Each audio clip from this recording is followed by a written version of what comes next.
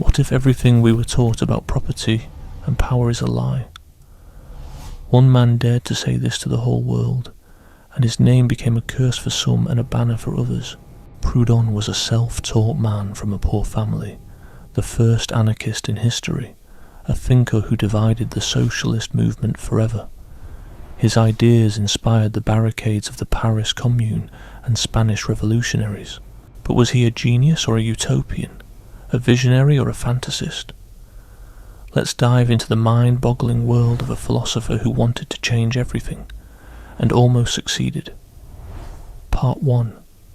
The birth of a philosophy. To really get where Proudhon's radical thoughts came from, we need to dive into the world that shaped them. France in the 1800s was exploding with change. The revolution of 1789 had smashed the old feudal system, but what would take its place was still hotly debated. By the time Proudhon was growing up in the 1820s and 30s, France was swinging between monarchy, republic and empire. The Industrial Revolution was just getting started, pulling peasants into factories and creating a brand new city-dwelling working class.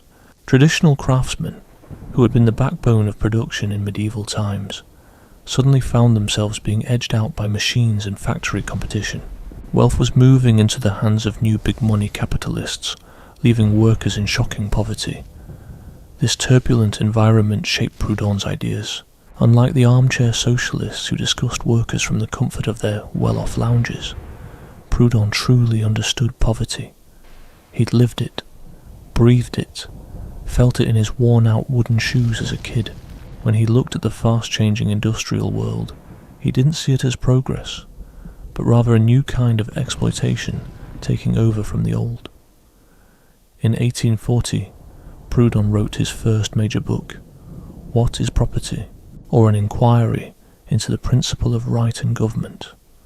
It kicked off with a statement that shot him to fame and stirred up controversy. Property is theft. This phrase needs some explanation because Proudhon didn't mean it the way many people think. He wasn't saying that all ownership is wrong, or that people shouldn't control any resources. His argument was a lot more nuanced, aiming at a specific problem he believed was wrecking society. Proudhon made an important distinction between two kinds of ownership that, in French and many economic theories, got lumped together under the word property. The first he called possession, and the second property in its strict sense. In Proudhon's view, possession meant legitimately using resources that you physically occupy and use. If you lived in a house, worked on a farm, or used tools for your job, you possess these things. Your possession was justified by your use. These resources are necessary for your life and work. Proudhon was all for possession and actively defended it. But property was something else entirely, and more sinister, according to him. Property was the legal right to keep others away from resources and make money from them without actually using them yourself. It was the right of a landlord to collect rent while living somewhere else, the right of a factory owner to earn profits without doing any of the work, and the right of a banker to earn interest on loans. This kind of property allowed some people to live off the labour of others like parasites. When Proudhon said property is theft, he meant this second kind exactly. A landlord collecting rent was, in his view, swiping part of what the tenant earned with their work. A factory owner paying workers only a fraction of what their labour produced was stealing the extra value they created. A banker charging interest was taking from the borrower. In each case, someone who didn't add anything to the labour took value away from those who did. It might sound similar to Marx's theories, and there are some parallels, but Proudhon reached these ideas on his own, and his logic took a different route. For Proudhon, the issue was more about fairness and natural rights than it was about historical materialism. He believed labour was the only legitimate basis for ownership. If you worked on something and changed it with your effort, you had a rightful claim to use it. But the moment you claimed ownership beyond what you used and worked on, you were committing a wrong. Think about it. If a farmer works 50 acres with his family, he has a rightful possession of that land because he's using it effectively. But a landlord sitting on 5,000 acres and renting plots out isn't working it himself. He's just taking money from the people who do. His legal ownership allows him to take the benefits of others' labour without contributing any work himself. Proudhon argued this was basically theft, just hidden behind the law. This analysis shook things up big time. Proudhon basically took a swing at the core of the capitalist system and the laws propping it up. Stuff like rent, profit and interest. Those earnings you get without lifting a finger were in his eyes just a dressed up form of theft. The whole idea of wage labour, where workers trade their skills and time to bosses who own the factories or tools, was just another way to bleed folks dry. But Proudhon's ideas were far from simplistic.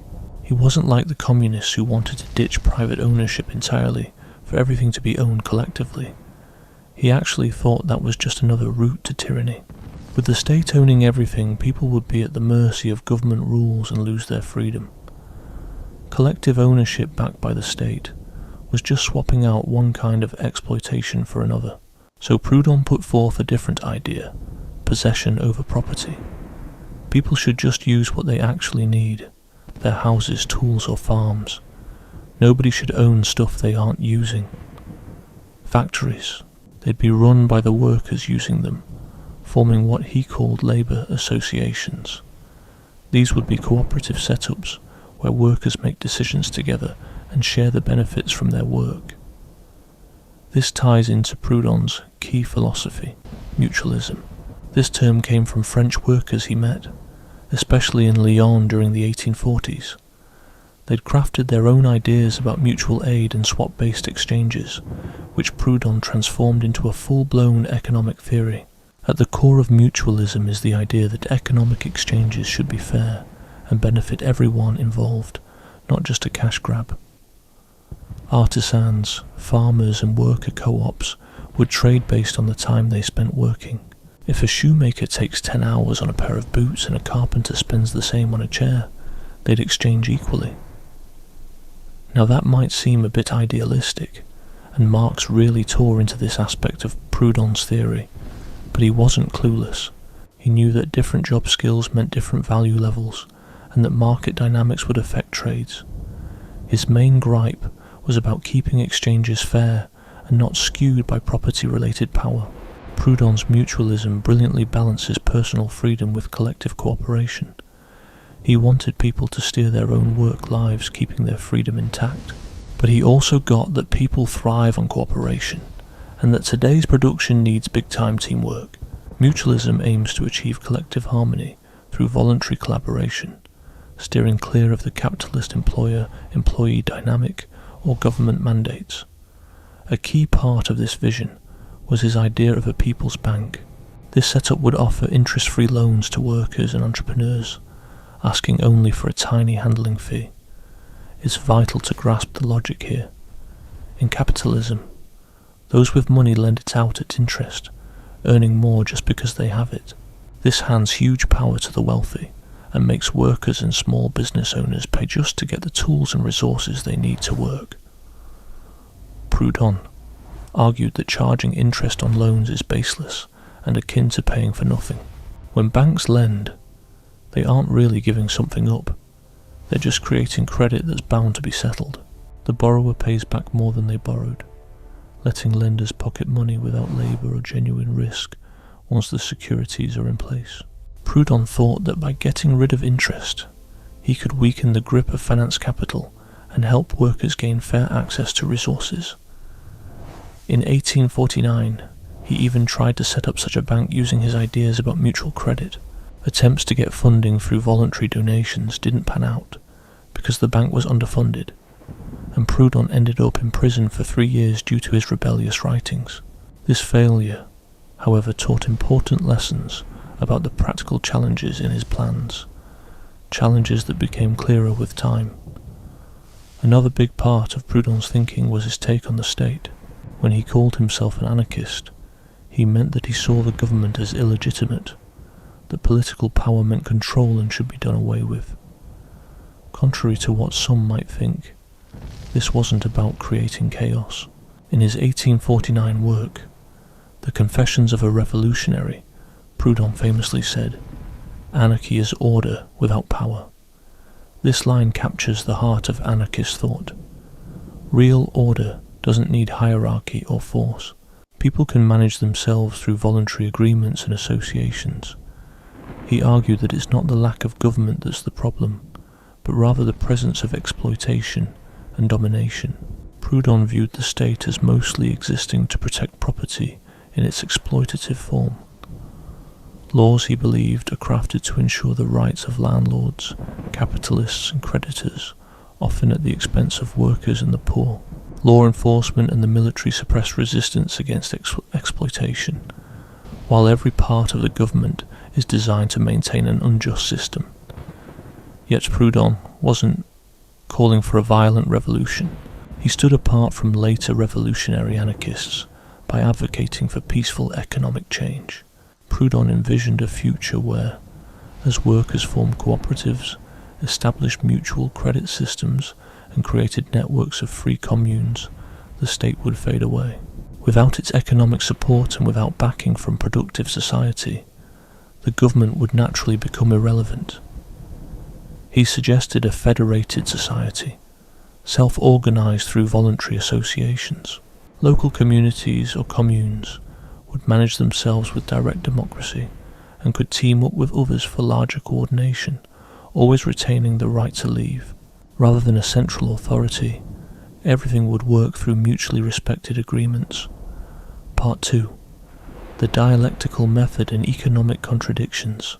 To get a real grip on Proudhon's philosophy, you can't just look at his conclusions. You need to dig into his thought process and the method he used to get there.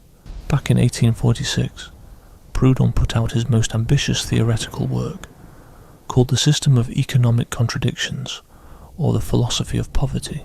This hefty 2-volume piece aimed to completely redo economic science by analysing the built-in contradictions of capitalism with a dialectical lens. Proudhon was hugely influenced by the German philosopher Georg Wilhelm Friedrich Hegel, though he picked up Hegel's ideas second-hand from French sources and never learned German himself. From Hegel, he took the dialectical method, which is all about finding truth through the clash and blending of opposing forces. But Proudhon had his own twist on this method, focusing on economics rather than just philosophy. The dialectical angle begins with a simple idea.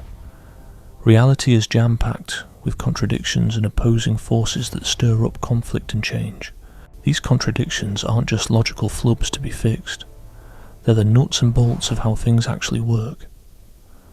A thesis sparks an antithesis, and out of their tussle comes a synthesis that both includes and goes beyond them. Proudhon believed that political economy, or the study of how societies make and share goods, was full of these contradictions. Every economic institution and every principle economists claimed was natural or essential was shot through with an opposing principle that contradicted it. These weren't just philosophical puzzles, but real-world tensions leading to social misery, economic crises, and class strife. Take the division of labour, a cornerstone of modern industrial production. Adam Smith famously lauded the division of labour for its efficiency. By turning complex tasks into simple, repetitive ones handled by specialised workers, production could skyrocket. Smith's pin factory example showed how 10 workers, by each doing one small task, could make far more pins than 10 workers each crafting whole pins from scratch. Proudhon acknowledged this boost in productivity. Division of labour was indeed a major leap forward, a powerhouse for modern industry. But here's the kicker. This division also carried within it a destructive principle. Splitting work into monotonous tasks makes the worker just a part of the machine. The craftsman who once made whole products with skill and creativity now does the same mind-numbing task over and over. His knowledge dwindles, his skills shrink, and his humanity takes a hit. He becomes what Marx would later dub alienated, disconnected from the full significance and result of his labour. Plus, division of labour breeds dependency. A worker doing just one task can't make it solo. He needs the whole production setup, making him reliant on whoever runs it. The factory owner gains massive power over workers because this system makes them unable to work autonomously. So the same mechanism ramping up productivity is also ramping up exploitation and control. This is what Proudhon meant by economic contradiction. The division of labour is both a productivity booster and an oppression source. You can't just toss it aside and go back to the craft production days, since that would mean giving up the wealth it creates. But you also can't embrace it fully, as it grinds down the human dignity and hoards power. The contradiction has to be solved on a higher plane through a fresh organisation style that keeps the productivity while ditching the domination. Proudhon extended this dialectical critique to every key aspect of political economy. Take machinery, for instance. Machines amplify our productive capabilities and lighten the physical workload, which sounds great. But in a capitalist setup, they become tools against workers. Machines push out human workers, leading to unemployment. They hate work, and this results in lower wages. They let capitalists hire fewer workers who are easier to manage. The worker battles against machines, pushed to endure lousy conditions or face being replaced altogether. Competition in itself is a paradox. Free competition, the pillar of liberal economic thinking, is supposed to guarantee efficiency and consumer advantages. When producers compete, they need to innovate, cut costs, and serve customers better to survive. This competitive drive fuels economic growth. However, competition also breeds monopolies. The top competitors wipe out or assimilate their rivals, focusing economic power into fewer hands. Thus, competition contradicts itself, evolving into its opposite. Credit and money come with their own ironies. Credit enables productive investments that wouldn't happen otherwise, helping entrepreneurs launch businesses and farmers plant crops. But it also leads to usury, where the affluent extract interest from the needy. Money serves as a universal trade tool, enabling intricate economic coordination. Yet money also becomes a focus for hoarding and speculation, a power source removed from real production. Even value, the most basic economic concept for Proudhon, is filled with contradictions. A product has use value, its practical benefit, and exchange value, its market trade worth. These value types often clash. Something highly useful like water might have a low market value due to its abundance, whereas less crucial items like diamonds possess high market value due to scarcity. Labour generates use value, yet exchange value hinges on market dynamics beyond any worker's influence. Proudhon's dialectical approach brought him to a key understanding of capitalism as a structure.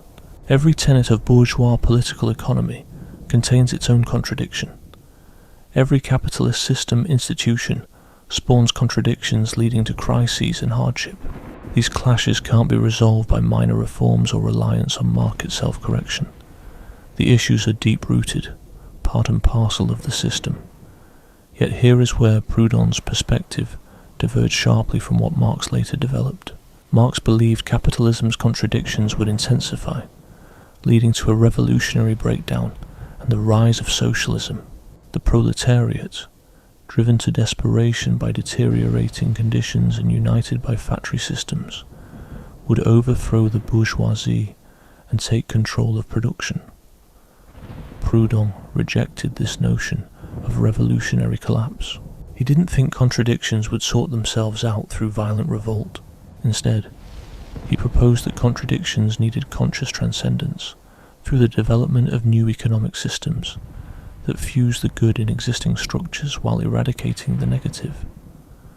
This fusion could be achieved through mutualism. Reconsider property through this dialectic frame. Capitalist private property leads to exploitation and inequality. This is the negative aspect or antithesis. But state-enforced collective property also has downsides. It strips individual freedom and forms a new kind of dominance.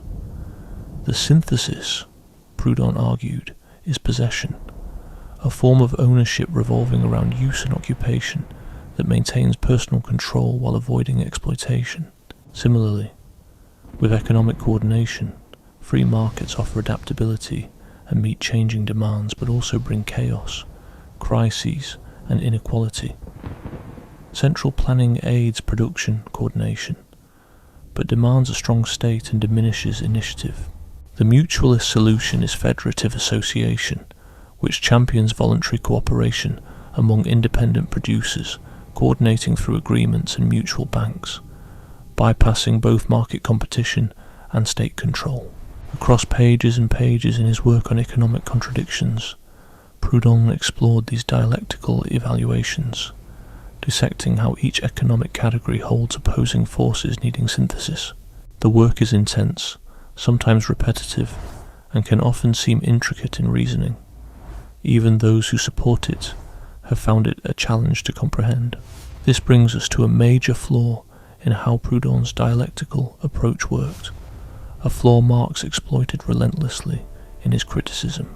Proudhon regarded economic categories like they existed on their own, detached from their human-made roots, tied to specific historical contexts. He viewed things like competition, machines and credit as if they were eternal concepts to be analysed separately, ignoring the social relationships from which they really sprang. Marx pointed out that this was a major error, a slip into idealism that overlooked the material heart of economic study. Economic categories aren't ageless ideas. They're the results of real social interactions among people at certain times in history. Private property isn't around because of some logical rule. It exists because some people grabbed resources and used power to keep others out. Wage labour isn't a natural given. It came about historically when landless peasants were pushed to sell their labour to survive. By treating these economic categories as abstract notions to dissect dialectically, Proudhon lost touch with the real class struggles and historical shifts that create and evolve economic systems. His approach became more of an intellectual exercise that produced sharp theories on paper, but lacked a link to the actual forces driving social changes.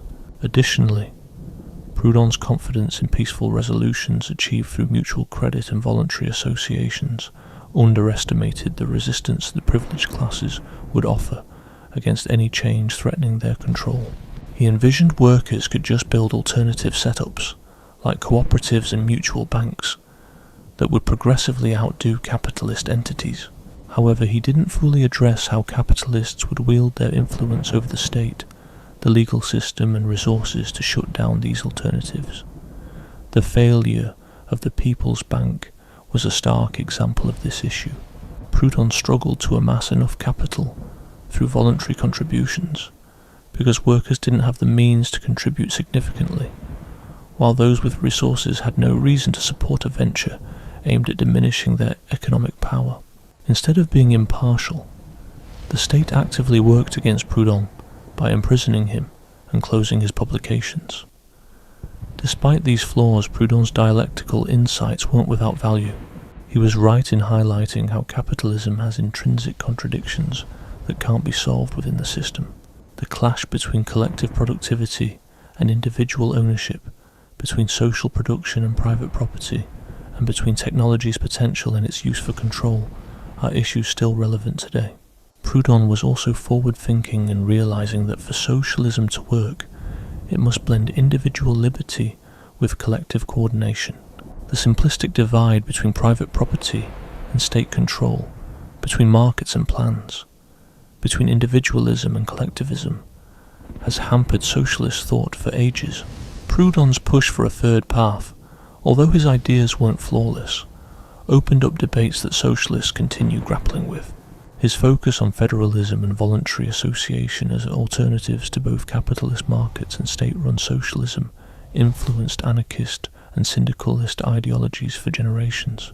The notion that workers could take charge of production via democratic cooperatives connected through federations instead of relying on markets or central planning became a foundational anarchist belief.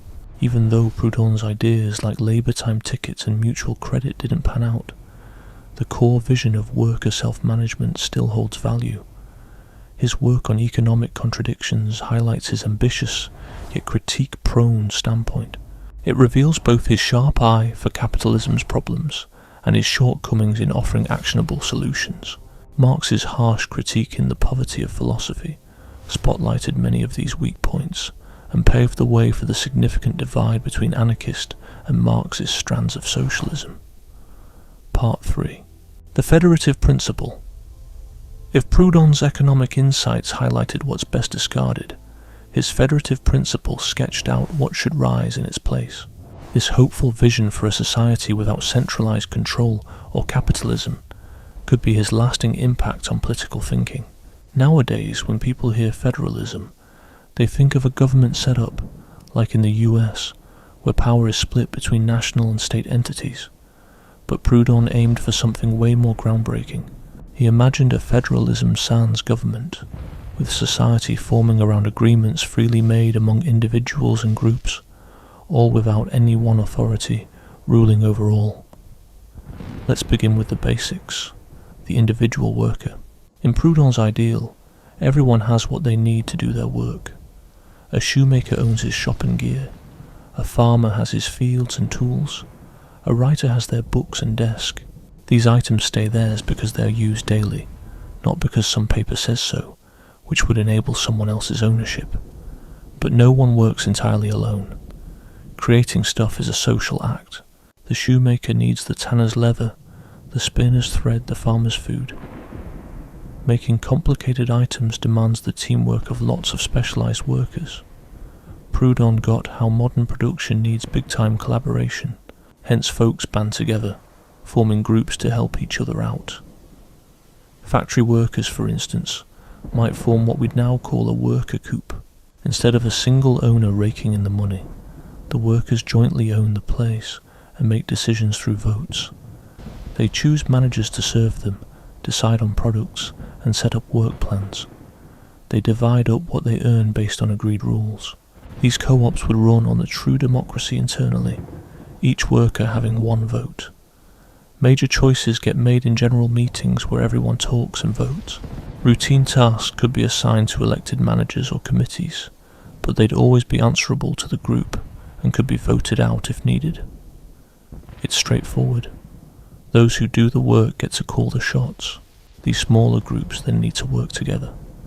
The textile co-op needs cotton from farm co-ops, machines from metal shops, and delivery help from shipping co-ops. In capitalism, markets and prices handle this, with investors using profit chances to guide money flow. In state-run socialism, a central group plans everything, following government orders on what to make.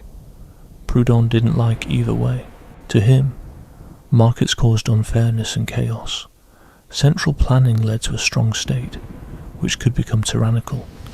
He suggested using contracts and federations instead. Groups would make deals, laying out who provides what, which both sides would agree on and renew regularly. These deals wouldn't need state enforcement. They'd rely on shared needs and reputations.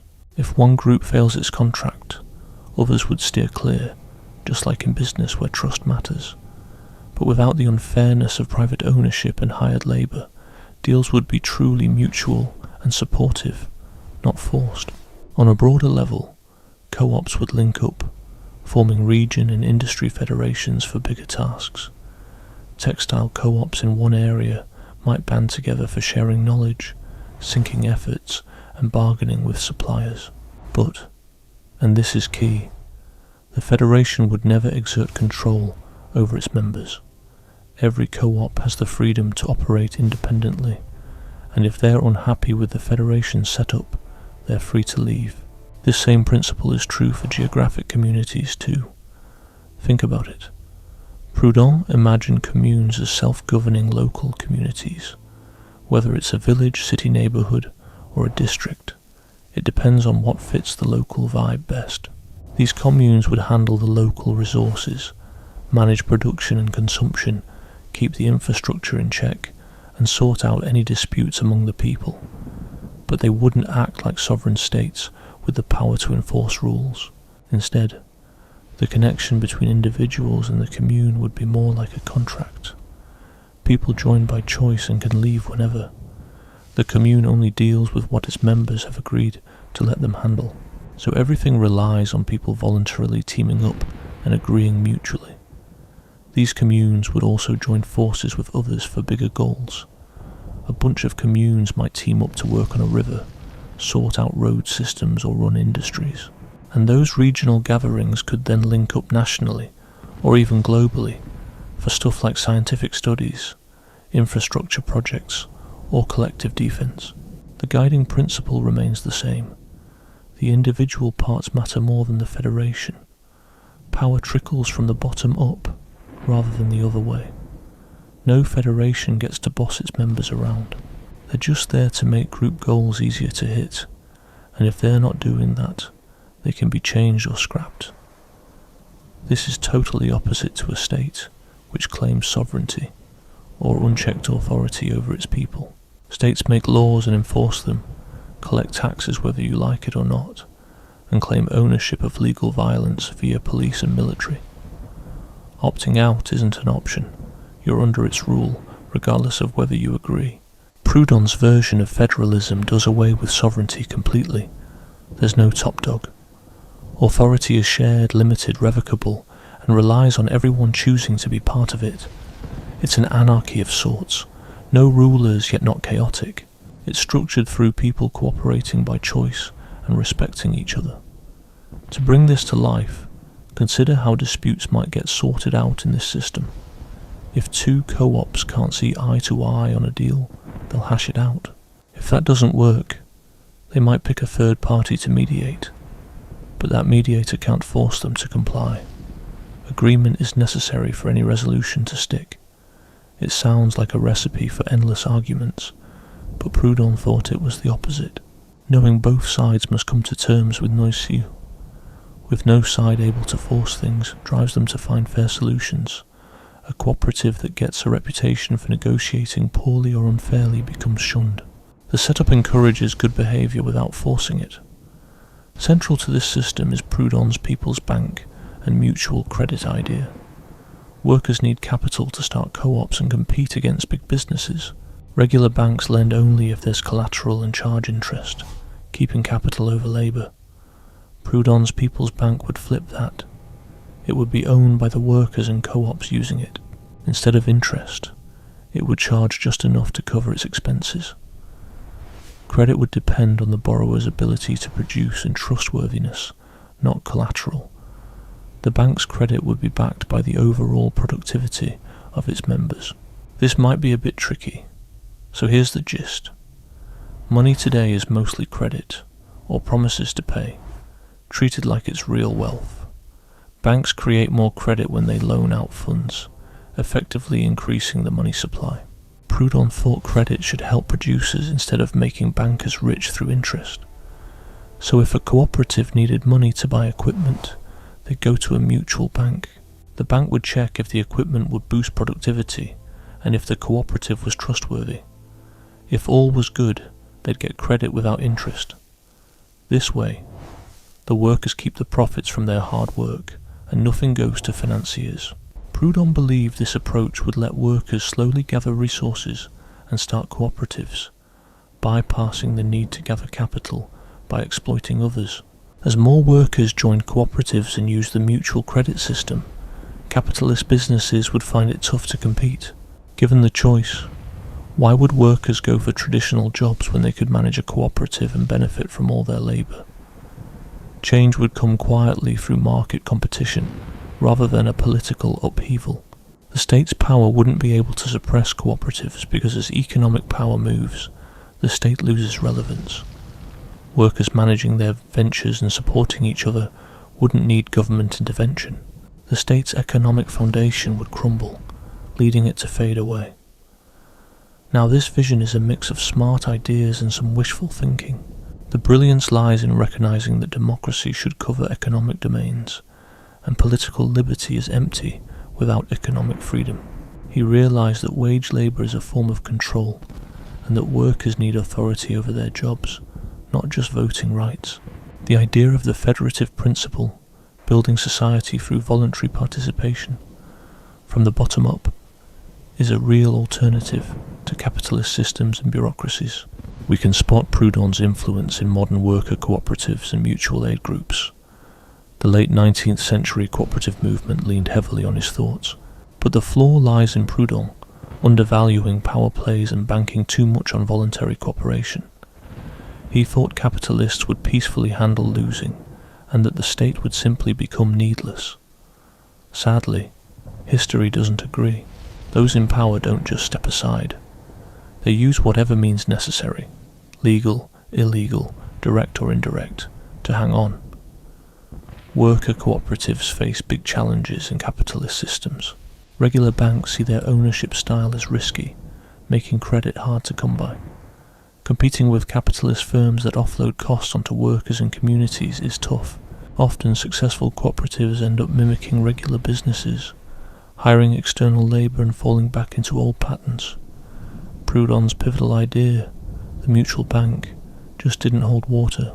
Credit creation needs a foundation of existing wealth or state power to ensure the credit is accepted. Proudhon lacked both.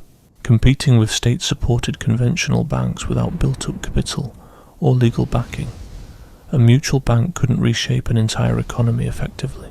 More deeply, Proudhon's vision assumed a fairness and reasonableness in society that isn't always there. He believed that people and organisations would stick to agreements because it was in their best interest long term. But often, people focus on immediate gains, not future reputation.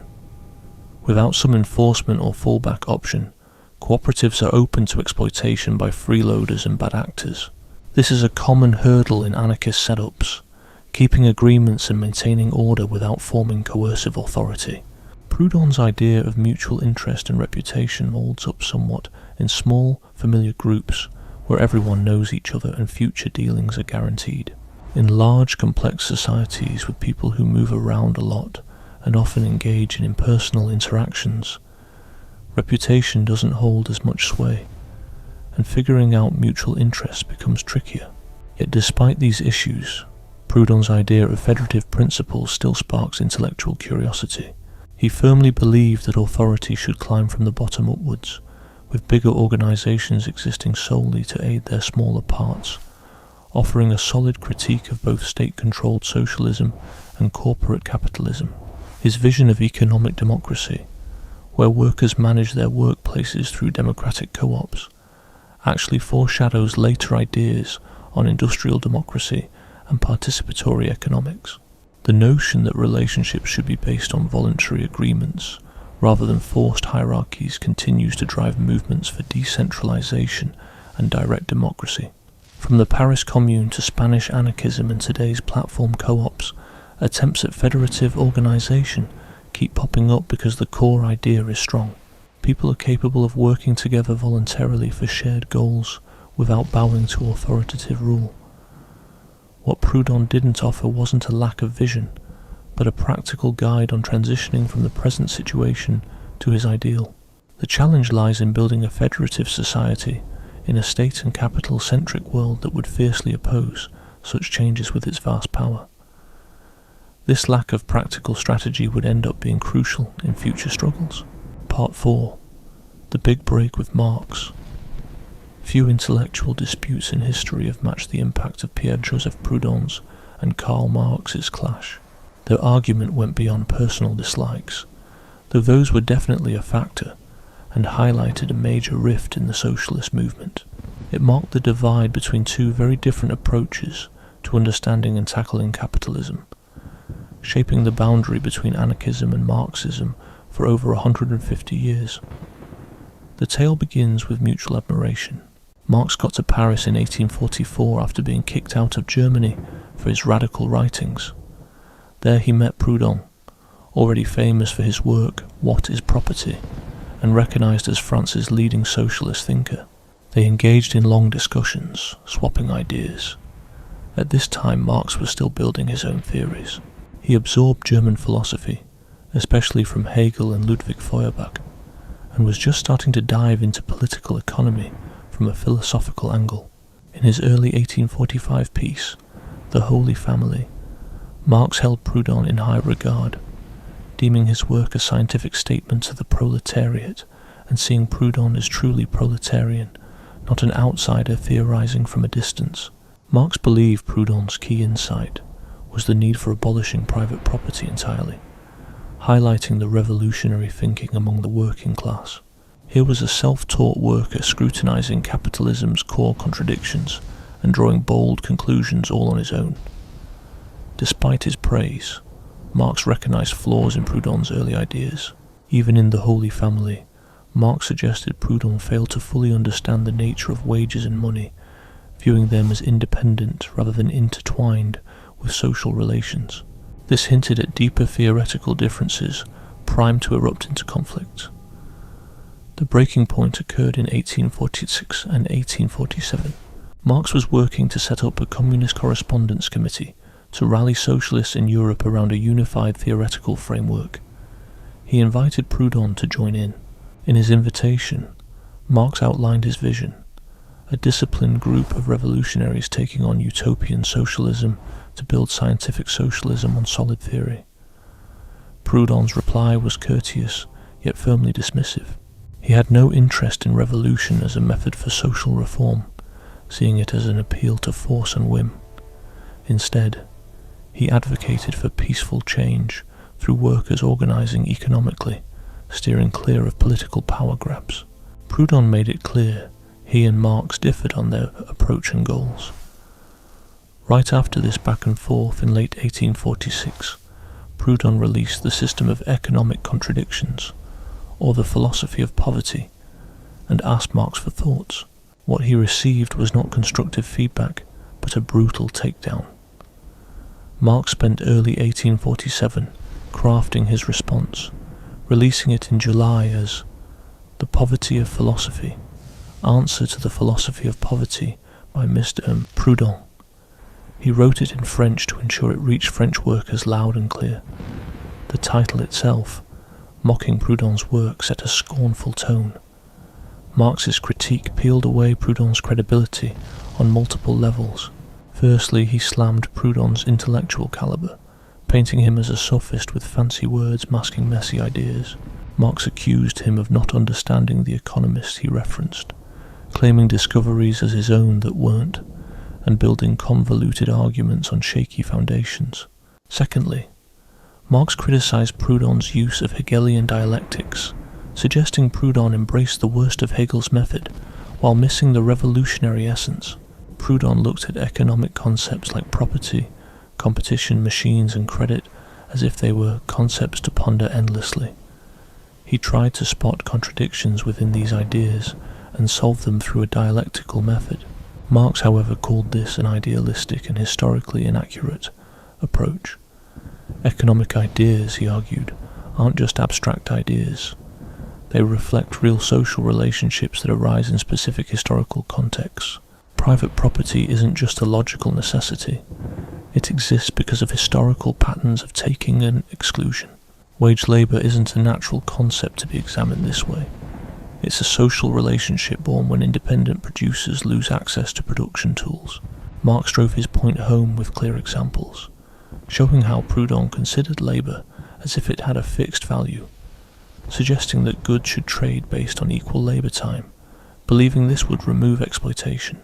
Marx showed how capitalism meant labour itself becomes a product, sold like any other.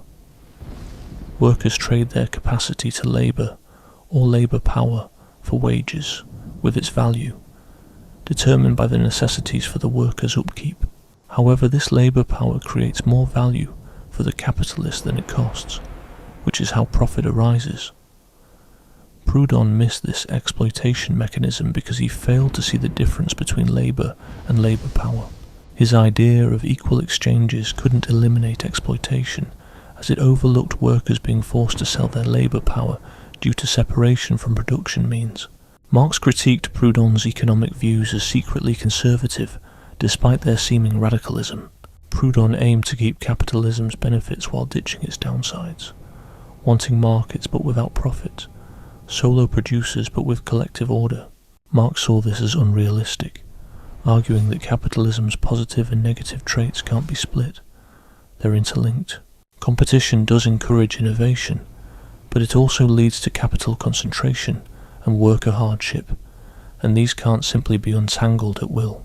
Private property might foster individual drive, yet also allows exploitation, making a clean split unrealistic. Proudhon's idea of merging the good while cutting the bad was, according to Marx, incoherent. Marx also criticized Proudhon politically. Proudhon's stance against political action and his belief that workers should just focus on economic orgs and ignore the state was, to Marx, a surefire way to have no real power. The ruling class controls government and uses its power to keep authority.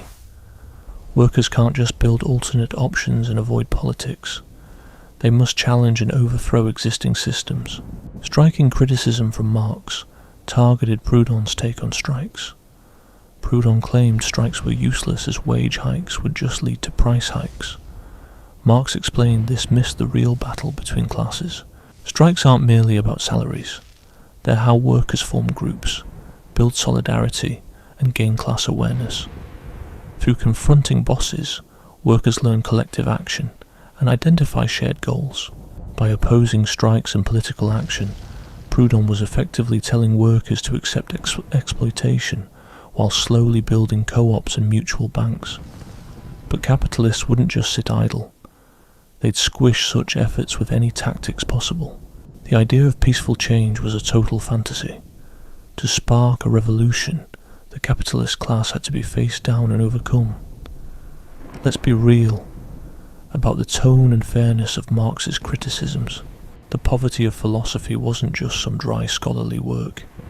It was an all-out attack aimed at wrecking Proudhon's reputation and clout. Marx twisted Proudhon's words, took his quotes out of context, and put ideas in his mouth that he never actually supported. The book shone as a weapon, but at the cost of fairness. Marx wasn't just driven by intellectual differences either. He envied Proudhon's pull with French workers, a following Marx wanted to win over for himself and his Communist Correspondence Committee. He was ticked off because Proudhon turned down his offer to join that group. Some clues suggest Marx's animosity grew because he didn't like Karl Grün. Grün was a German socialist translating Proudhon's work, and whom Proudhon had defended. Experts like historian Edmund Wilson think The Poverty of Philosophy was more about Marx getting even and stamping his authority rather than a genuine beef over theories. The harshness of the attack hints at hurt pride as much as intellectual certainty. But Marx's personal gripes don't take away from the truth in some of his critiques, many of which held weight. Proudhon did tend to treat economic concepts too abstractly, missing the real social dynamics behind them. He didn't come up with a solid theory on how value is determined or how exploitation works under capitalism. His labour-time theory of value was muddled, and his belief in peaceful change through mutual credit wasn't practical. Proudhon was hurt by Marx's onslaught. In the notes he scribbled in a copy of The Poverty of Philosophy, he angrily remarked that Marx ought to have his facts straight before mocking others. However, Proudhon never came back with a formal rebuttal. He felt misrepresented by Marx, but perhaps also recognized that some critiques landed true. The fallout between Marx and Proudhon marked a deeper fracture in the socialist movement itself.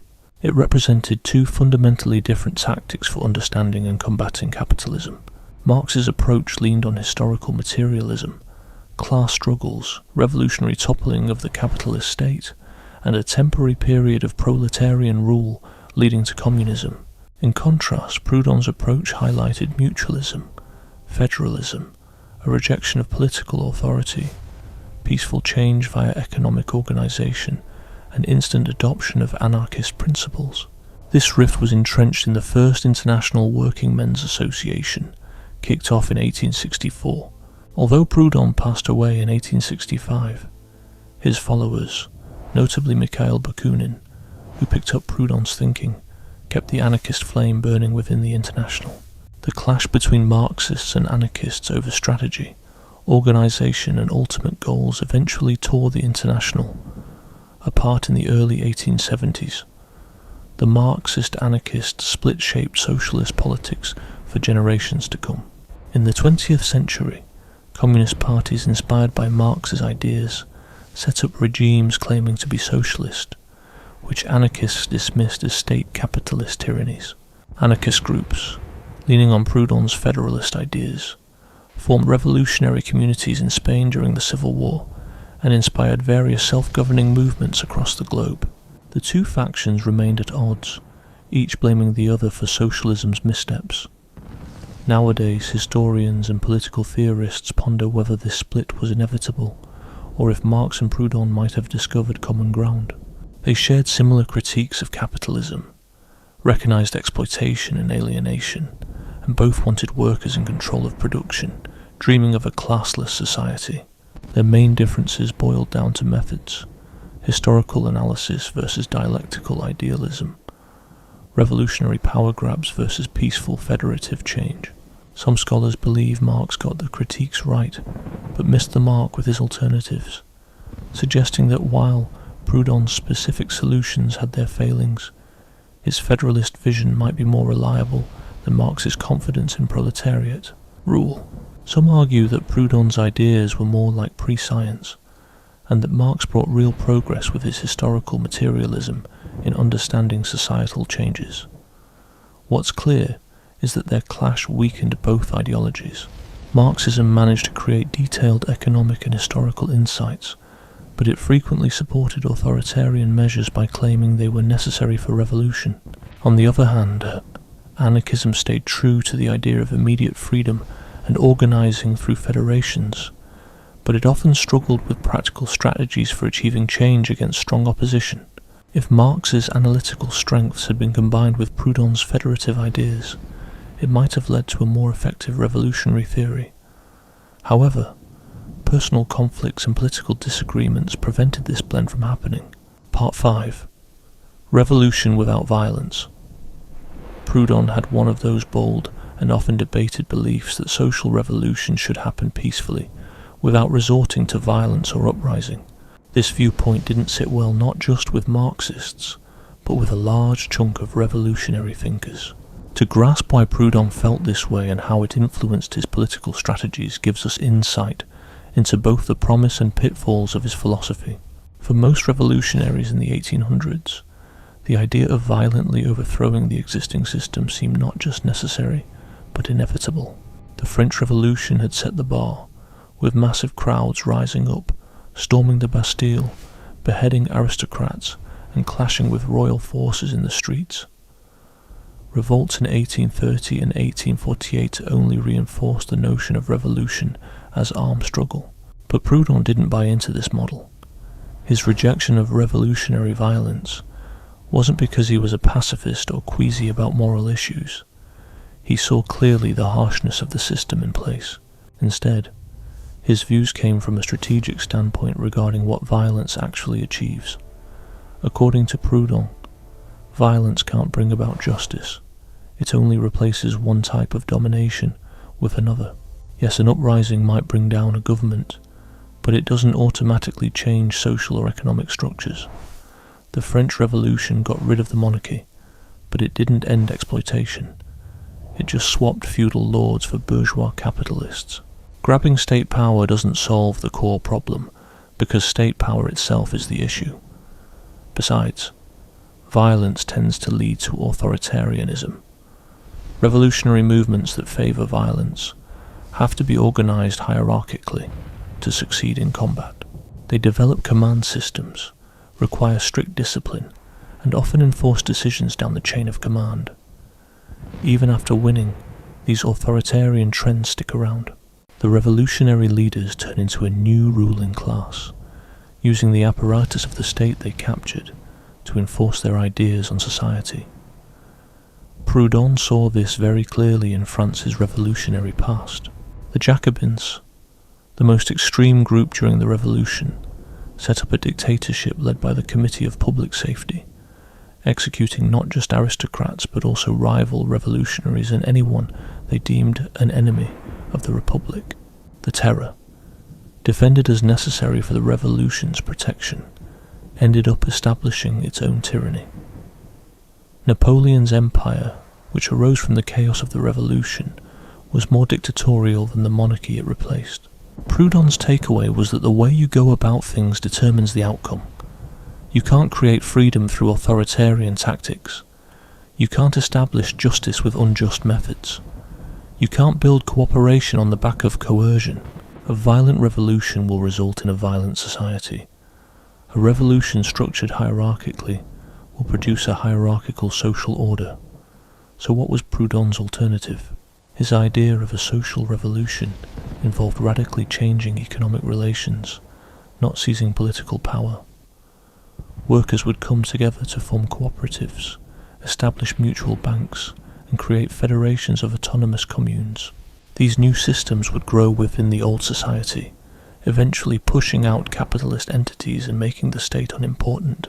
This process would be revolutionary in results, completely altering how society produces and distributes goods, manages power, and how people interact with each other. But it would be achieved peacefully, through voluntary organization and economic competition, not armed conflict. Proudhon named this approach mutualist reorganization. He believed workers shouldn't wait for state approval or a revolutionary crisis. They should start creating alternative institutions right away. Every cooperative they built, every mutual insurance plan they devised, every local federation they set up was a step toward a new social order. As these alternatives grew and proved better, more workers would join. The capitalist economy would get smaller, and the state would lose its support base. It's important to look at how Proudhon tried to implement these ideas during the eventful year of 1848. In February that year, yet another uprising in Paris overthrew the monarchy and set up the Second Republic. Despite his usual stance against engaging in politics, Proudhon was elected to the Constituent Assembly in June. It might sound odd, but Proudhon thought entering Parliament as an anarchist could let him push his ideas from the inside. However, being in the Assembly left him feeling bummed out. He was surrounded by bourgeois politicians who only seemed to care about the working class when it suited their own political agendas. When Proudhon threw out ideas like setting up a national bank to give producers credit, his fellow reps shrugged him off as some sort of radical threat. On a bigger scale, Proudhon figured the 1848 revolution was bound to flop because it lacked strong theoretical underpinnings.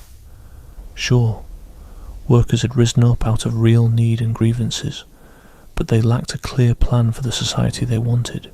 The supposed leaders, whether liberal Republicans or utopian socialists, offered nothing but pie-in-the-sky ideas or useless plans.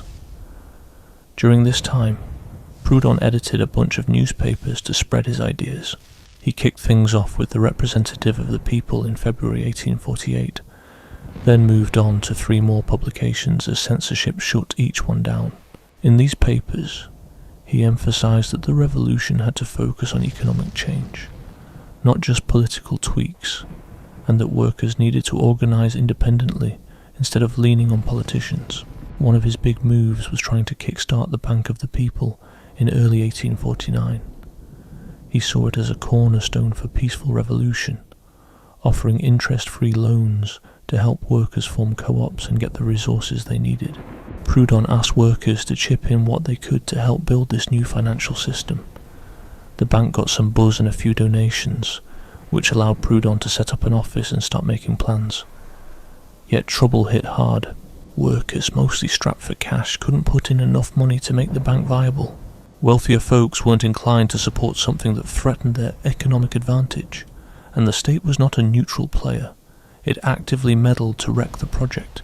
In March 1849, Proudhon found himself convicted of seditious libel for writing against new President Louis Napoleon.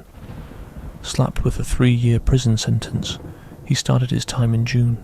To stop the government from taking it over, Proudhon shut down the Bank of the People before he was put away. The project lasted only a few months and never managed to issue loans, ending before it could prove whether mutual credit could work as Proudhon dreamed. While in prison, Proudhon kept busy writing, offering his take on the 1848 revolution in Confessions of a Revolutionary, and still putting out newspaper pieces even from behind bars. His prison conditions weren't too bad. He had books, writing tools, and visitors. However, this experience deepened his insight into state power and strengthened his anarchist beliefs. The flop of the Bank of the People and the overall failure of the 1848 revolution raised some big questions about Proudhon's approach. If peaceful change through reshaping the economy was doable, why didn't it work? If workers could build alternatives and outshine capitalism, why weren't they managing it? If the state would fade away as economic power shifted, why did it stay strong enough to jail revolutionaries and crush their endeavours? Proudhon never really tackled these questions in depth. He often pinned failures on workers not getting mutualist principles or lacking enough organisation and funds. If only they were better prepared, he thought. The experiment could succeed. Despite mounting evidence, he held on to his belief in peaceful change. Critics, especially Marxists, argued that Proudhon's failure highlighted the need for revolutionary violence. The capitalist class and the state would not hand over power without a fight. If workers couldn't defend themselves with force and take over state control to safeguard their revolution, any effort to create alternatives would just be crushed. The idea of a peaceful transition was more of a fantasy, just putting off the inevitable clash and leaving workers unprepared. But those who backed Proudhon could cite how violent revolutions often didn't lead to true freedom, but just swapped one tyranny for another. You had the terror of the French Revolution, the controlling shift of revolutionary movements, and then Napoleon's rise to power, all of which suggested that even if violence led to victory, it often derailed the real goals of the revolution. Maybe Proudhon was onto something with the idea that the way you get to your goals shapes those goals, even if his gentler methods didn't always cut it. This ongoing debate about whether peaceful or violent methods are more likely to fall short is still a big thing in revolutionary thinking. History later showed both sides had a point. Violent communist uprisings did manage to seize control, but they created strict regimes that didn't quite match the classless utopias they promised. Meanwhile, peaceful reform efforts improved workers' lives to some degree but didn't change the capitalist system at its core. Anarchist groups, taking cues from Proudhon's ideas on decentralized organization, but willing to use force like the Spanish anarchists during the 1930s Civil War, proved how tricky this whole situation was.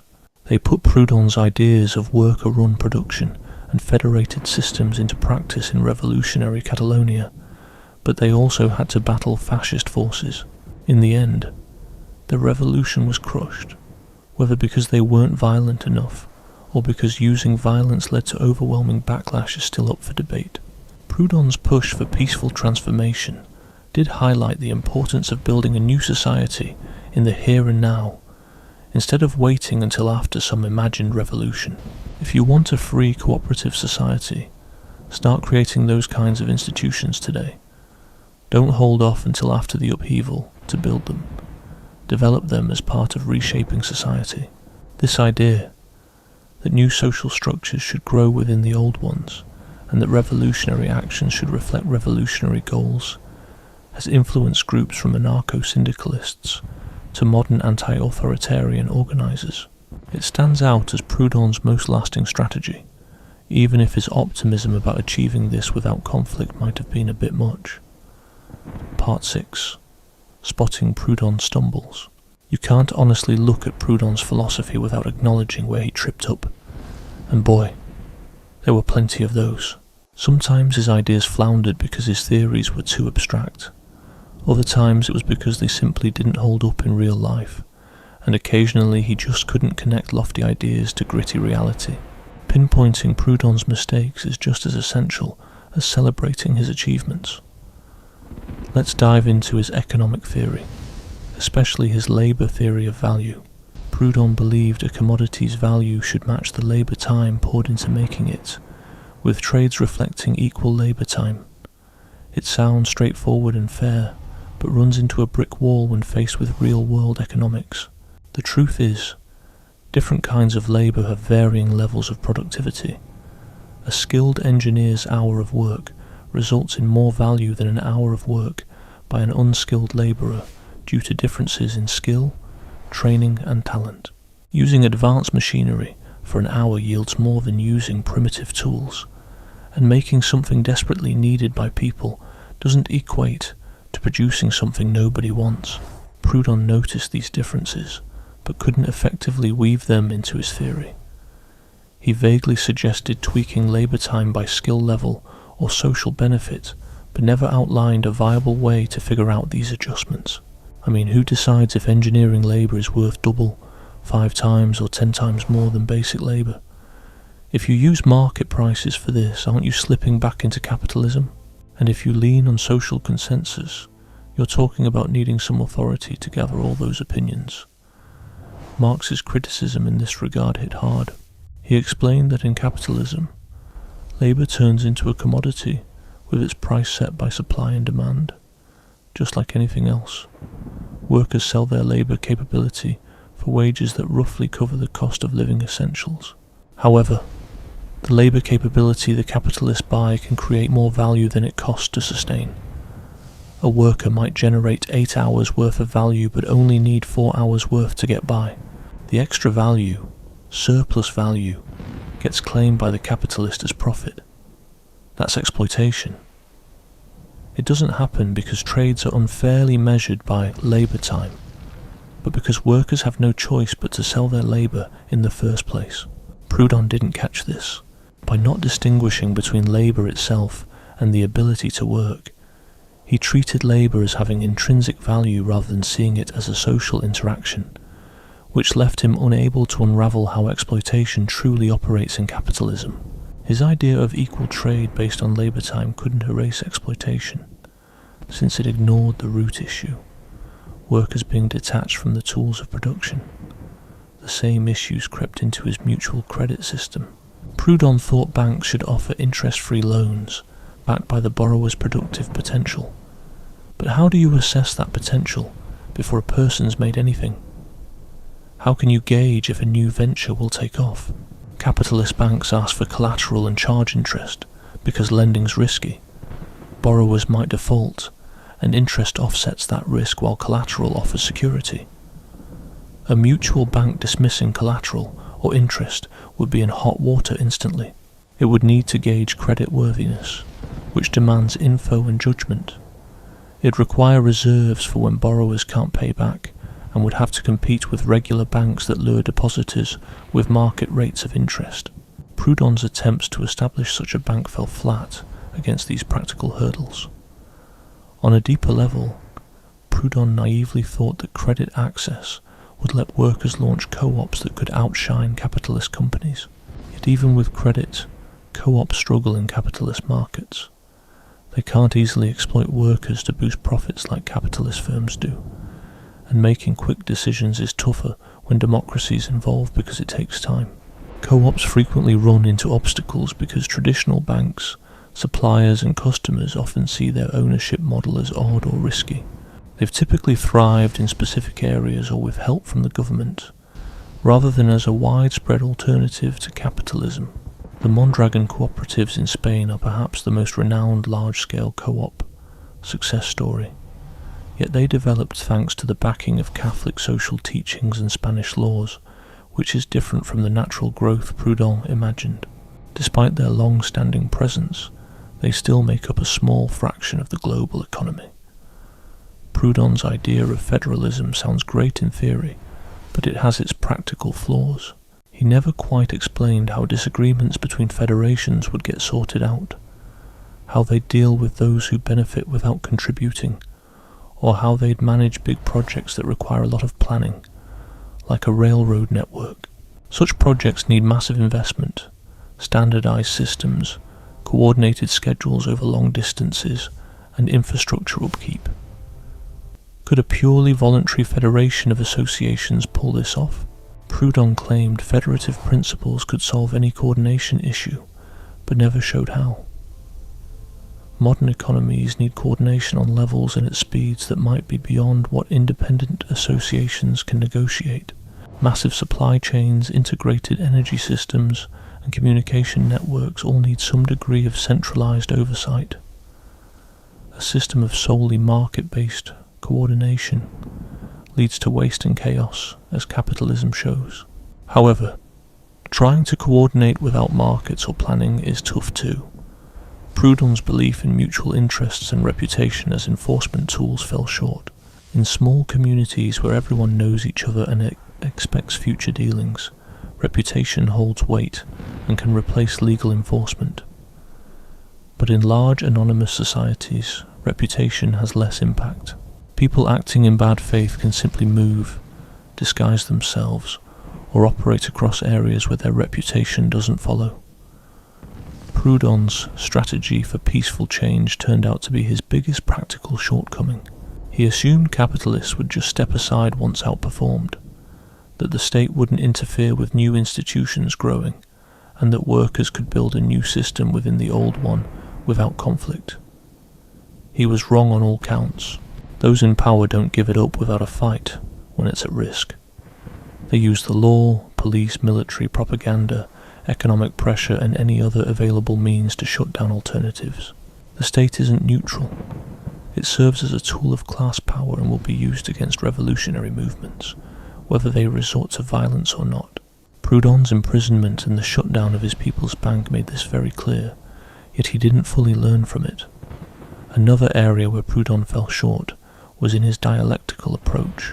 While he pointed out many contradictions within capitalism, thinking these could be resolved through synthesis based on logical reasoning wasn't enough. He believed just finding the right principles and institutions could surpass these contradictions intellectually. However, the contradictions in capitalism are not merely intellectual puzzles. They're rooted in conflicts between material interests and power dynamics. The tension between social production and private gain persists not because nobody's thought of a good synthesis, but because those who benefit from private gains have the power to keep it that way and resist alternatives. You can't solve such contradictions simply by designing clever institutions. It requires shifting power balances. Proudhon also didn't adequately develop a theory of historical change. He realized that societies change, and that feudalism evolved into capitalism, but he lacked a structured explanation of what drives these changes. Marx's historical materialism, despite its issues, at least offered a way to understand how shifts in productive forces and social relations drive societal transformations. Proudhon didn't have a structured system. He relied mainly on the dialectical breakdown of contradictions. This left him unable to clarify why workers would choose mutualism, cooperatives would pop up, or mutual banks would start, other than assuming folks would just see these ideas as better through logic. But people often don't just go by reasoning, especially when power dynamics limit their options. A full-blown theory of change needs to include an understanding of interests, power dynamics, organization, and awareness, not just smart ideas. Proudhon's view of human nature was pretty basic. He suggested humans are both self-centered and social creatures, but he didn't really dig into how these traits interact, or how different setups might highlight one over the other. He seemed to think if given the right setup, like a mutualist group, people would just naturally work together based on shared interests and give and take. But he kinda skipped over what happens when people's interests clash, or if the give and take fizzles out. Nowadays, with game theory and behavioral economics, we know that in big groups, cooperation needs some formal support, not just good vibes. Cooperation happens when there are ways to spot and deal with freeloaders, align what everyone expects, and build trust over time. Proudhon's idea of federalism didn't go into these details. On top of that, Proudhon didn't really tackle the transition issue head-on. Say for the sake of argument, everything he suggested was rock solid in theory. Say mutualism actually was better than capitalism and state socialism. How do we move from the current state and capital-driven world to a mutualist system? What specific moves do workers make? What strategies do they roll out? What hurdles need clearing? Proudhon's take: start cooperatives and mutual banks and the old system will eventually fade away, didn't really cut it. It didn't consider the force that existing institutions would use to squash such alternatives. It didn't acknowledge the built-in benefits that states and capital have, and it overestimated how much workers could self-organize under tough conditions. That doesn't mean Proudhon's whole approach was a wash. His take on property as exploitation, his dream of worker-run production, his federative ideas, and his push to create alternatives in the here and now all have valuable lessons that still matter. But it does mean that Proudhonism if seen as a full programme, fell short as a blueprint for revolutionary change. Understanding where he slipped up isn't about trashing Proudhon, but about learning from him. Every political thinker makes mistakes, suggests real pie-in-the-sky stuff, and leaves some stuff hanging. The key is to dig out what's useful while spotting and fixing what doesn't work. Proudhon's missteps lead us to ask the kind of questions any freedom-seeking politics should tackle. How to organise complex economies without defaulting to markets or central control. How to balance freedom with coordination. How to reshape society despite the pushback from those in power. That he didn't nail these questions doesn't make them less crucial. Part 7. The Dark Side. You can't really dive into an honest examination of Proudhon without confronting the less than pleasant sides of his thinking and personality. Beyond missteps in his theories, he held some seriously troubling views that didn't quite line up with the ideals he claimed to support. These weren't just minor missteps or outdated ideas that are easy to brush off. They were deep-rooted biases that really put a dent in his assertion of being a philosopher, pushing for universal human freedom. The most disturbing aspect of Proudhon's character was his intense anti-Semitism. After his death, his personal journal surfaced, revealing some shocking and hate-filled passages. He went as far as suggesting that Jews should be either expelled from Europe or exterminated, labelling them as enemies of mankind. These weren't just random comments. They were reflections of a consistent bias throughout his writings. We shouldn't ignore the context, though, without trying to justify it. Anti-Semitism was widespread in 19th century Europe, not just among conservatives but among socialists and radicals too. Many socialist thinkers linked Jews with financial capitalism, seeing them as symbols of usury and exploitation. Charles Fourier, another utopian socialist Proudhon looked up to, had similar biases. Even Karl Marx, who was of Jewish descent, wrote essays with anti-Semitic tendencies, but Proudhon's bigotry crossed the line of typical prejudice of his time. Advocating extermination was an extreme stand that even many from his era would have been appalled by. There's no philosophical groundwork in his ideas for such hatred. It was pure prejudice that clashed with his own principles of human dignity and mutual respect. The consequences of this mindset are clear in history. In the early 1900s, some right-wing nationalists in France tried to claim Proudhon as one of their intellectual forerunners. The Cercle Proudhon, created in 1911, attempted to mix his mutualism with Charles Maurras's integral nationalism. A few of these individuals gradually leaned toward fascism, using Proudhon's anti-Semitism to back up their views. This was misleading in plenty of ways, since Proudhon was actually against nationalism and state control, both of which went against fascistic values. Still, the fact that fascists could draw on his writings to support their beliefs shows just how harmful his biases were. A thinker advocating for human freedom can't at the same time call for the extermination of entire ethnic or religious groups. Proudhon's views on women were just as troubling, though in a different way. He was a staunch patriarch who believed in a strict family hierarchy, with men firmly leading. In his extensive work on justice during the Revolution and in Church Life, published in 1858, he heavily defended the idea of a traditional family structure with a man as the ultimate authority. Proudhon claimed that women were inherently inferior to men, both physically and intellectually. He argued this inferiority wasn't due to social upbringing but was a biological fact. According to him, a woman's rightful place was in the home, as wives and mothers under male authority. He saw any attempts by women to seek equality or enter public life as unnatural and damaging to social order. When feminists of his time challenged his views, Proudhon dismissed them disdainfully.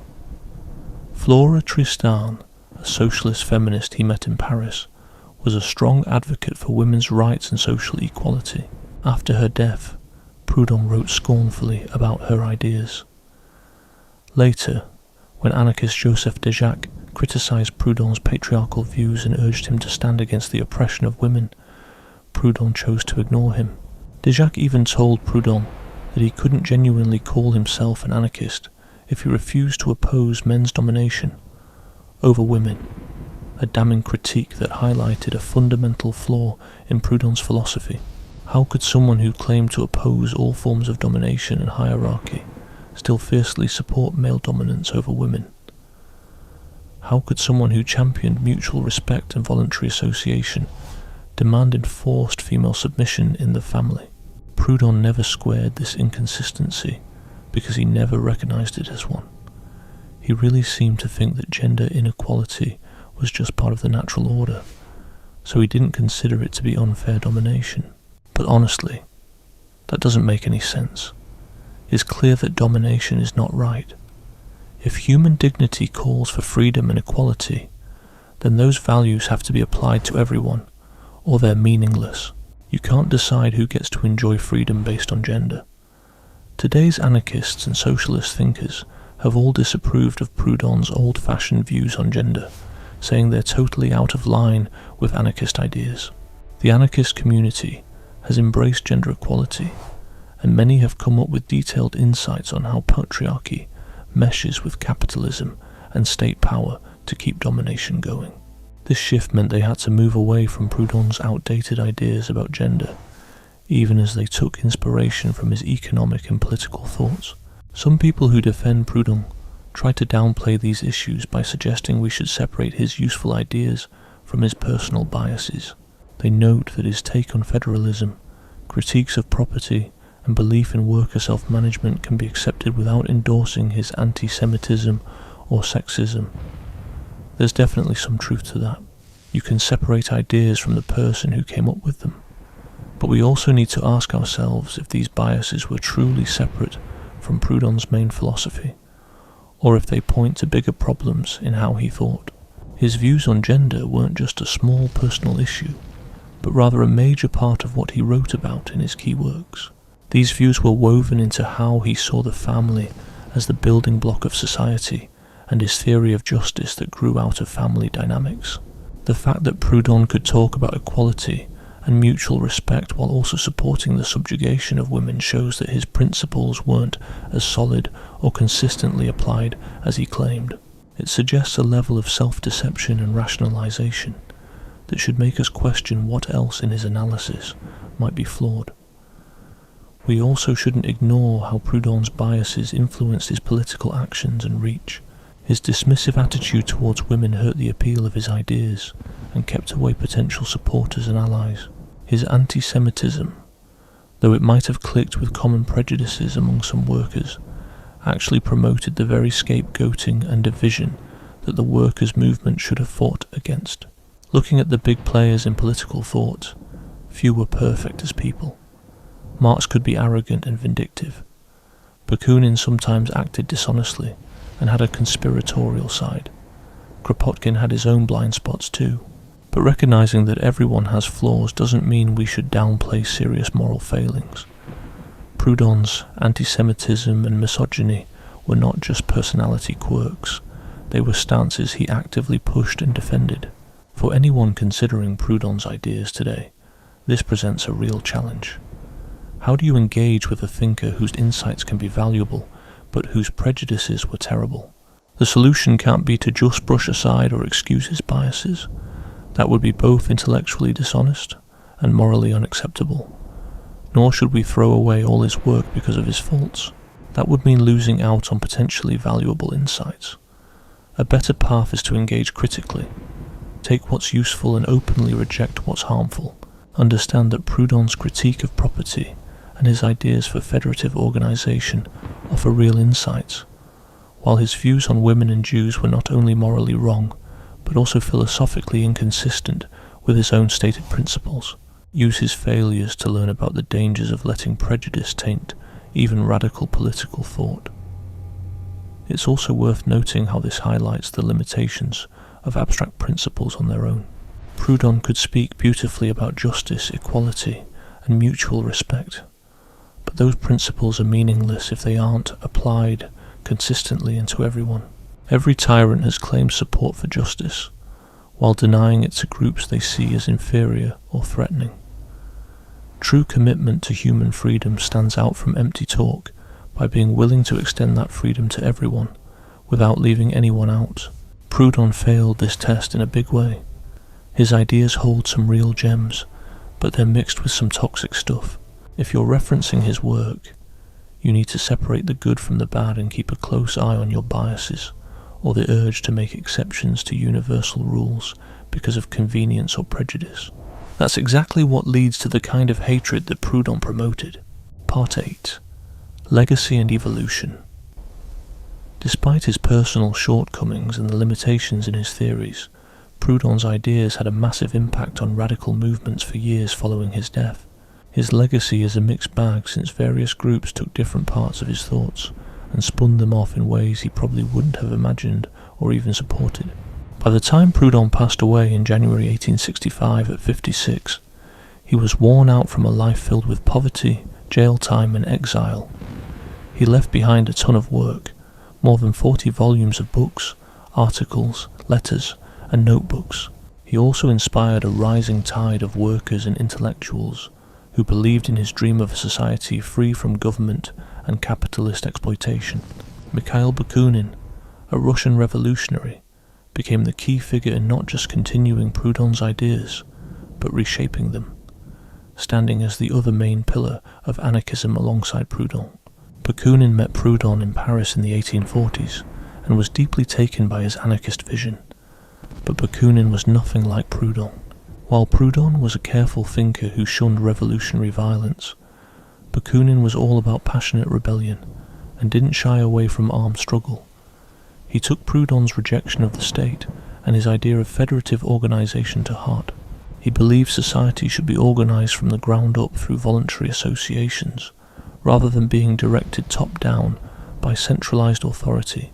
Like Proudhon, Bakunin criticized state socialism, arguing that Marx's dictatorship of the proletariat would just be another form of tyranny, with party functionaries replacing capitalists as the ruling class. However, Bakunin parted ways with Proudhon's mutualism on economic matters. Proudhon supported individual ownership and mutual exchange, while Bakunin favoured collectivism. He argued that land and production tools should be owned collectively by workers' associations instead of being owned individually.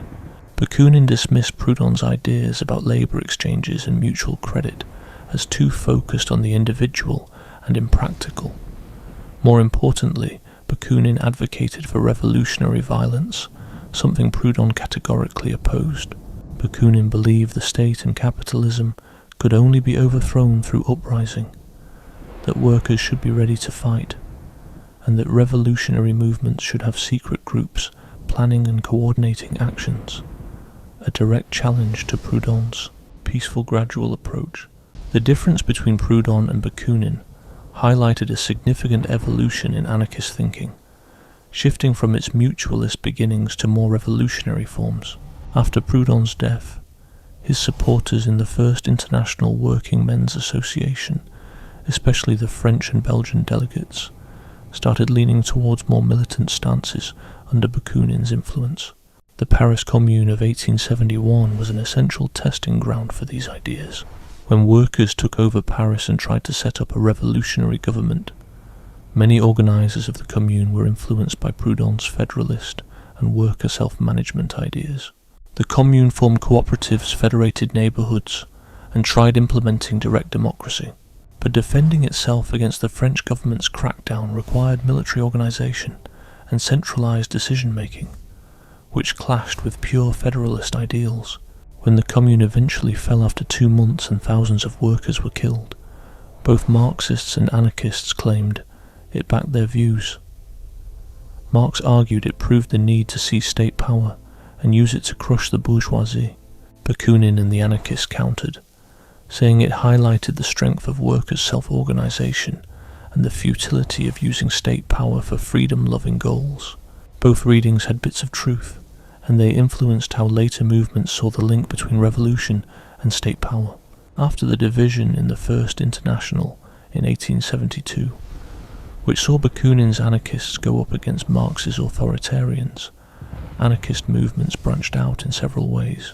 Collectivist anarchism, shaped by Bakunin and his buddies like James Guillaume, focused on sharing ownership collectively, while sticking to a federative structure and taking direct action. Anarcho-communism, mainly developed by Peter Kropotkin starting in the 1870s, pushed even further by opposing individual ownership. Kropotkin believed that in a free society, resources should be shared based on need, not work contribution. The phrase, "from each according to ability to each according to need," summed up what anarcho-communists aimed for. This was a big shift away from Proudhon's idea of swapping labour fairly based on work hours, yet Kropotkin borrowed a lot from Proudhon's ideas about federalism and criticising state authority. His vision of free communes joining together willingly for mutual support was very much in line with Proudhon, even as his focus shifted towards a communist economic stance that Proudhon disliked. This shows how later anarchists picked up on some of Proudhon's ideas while dropping others. Anarcho-syndicalism, which appeared in the late 19th and early 20th centuries, represented another twist on Proudhon's ideas. Syndicalists grouped workers into revolutionary unions that both fought for better conditions and prepared to take over industries through general strikes. Their dream of workplaces run by workers through union federations echoed Proudhon's labour groups and his federative approach. The Spanish anarchists who put this plan into action during the Civil War of 1936-39 created the largest scale attempt at Proudhonian principles. In revolutionary Catalonia, workers took control of factories and farms, set them up as collectives, and managed production through federations. For a short time, millions lived under a system close to what Proudhon wanted: worker self-management, without government interference or capitalist ownership. However, coordination among collectives was tough. Some fared better than others, and fighting a civil war pushed towards centralization. Eventually, the revolution fell apart due to a mix of military defeat by fascists and internal sabotage by communists within the Republican side.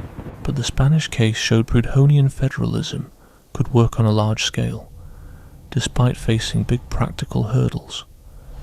Individualist anarchism, especially as developed in America by Benjamin Tucker and others, leaned more on Proudhon's mutualism. Tucker translated Proudhon's works and supported mutual banking and labour exchange systems. American individualist anarchists stressed free markets without capitalism, claiming that once monopolies were broken and credit access was democratized through mutual banks, fair exchanges among independent producers would prevail. This tradition has had a winding journey. Some modern libertarians, who back free markets and oppose government power, claim ties with Proudhon and Tucker, but many have ditched the anti-capitalism central to their ethos. True left-wing market anarchism, merging markets with a stand against capitalist property, remains a smaller faction, but traces directly back to Proudhon. Proudhon's influence spread beyond those calling themselves anarchists. His critique of centralized state socialism touched various libertarian socialist branches, like council communists who focused on workers' councils over party rule, autonomous Marxists who rejected Leninist leadership, and various anti-authoritarian socialist groups that drew on arguments Proudhon initiated. Even some notable political developments have traces of Proudhonian thought.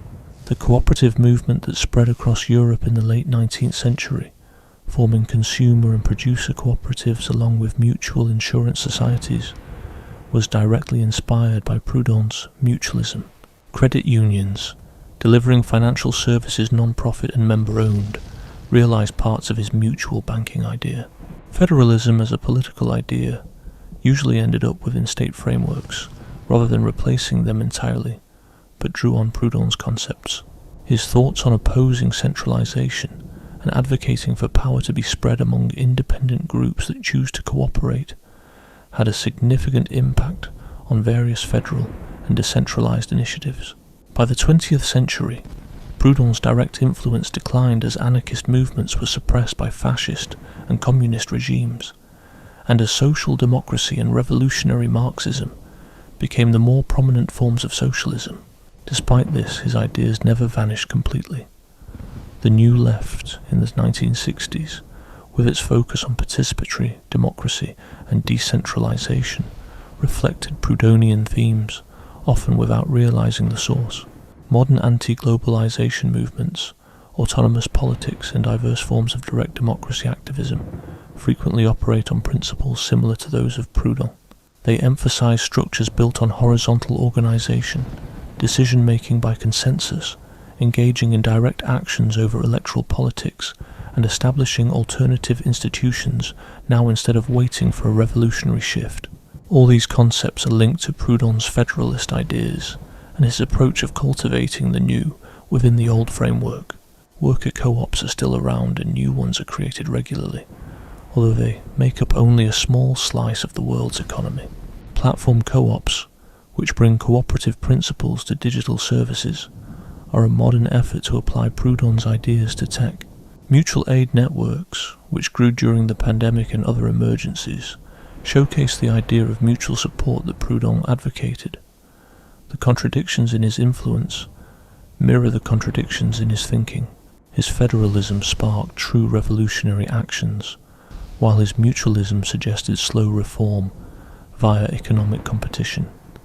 He rejected all forms of authority with his anarchism, yet defended male dominance in family matters through his patriarchal views.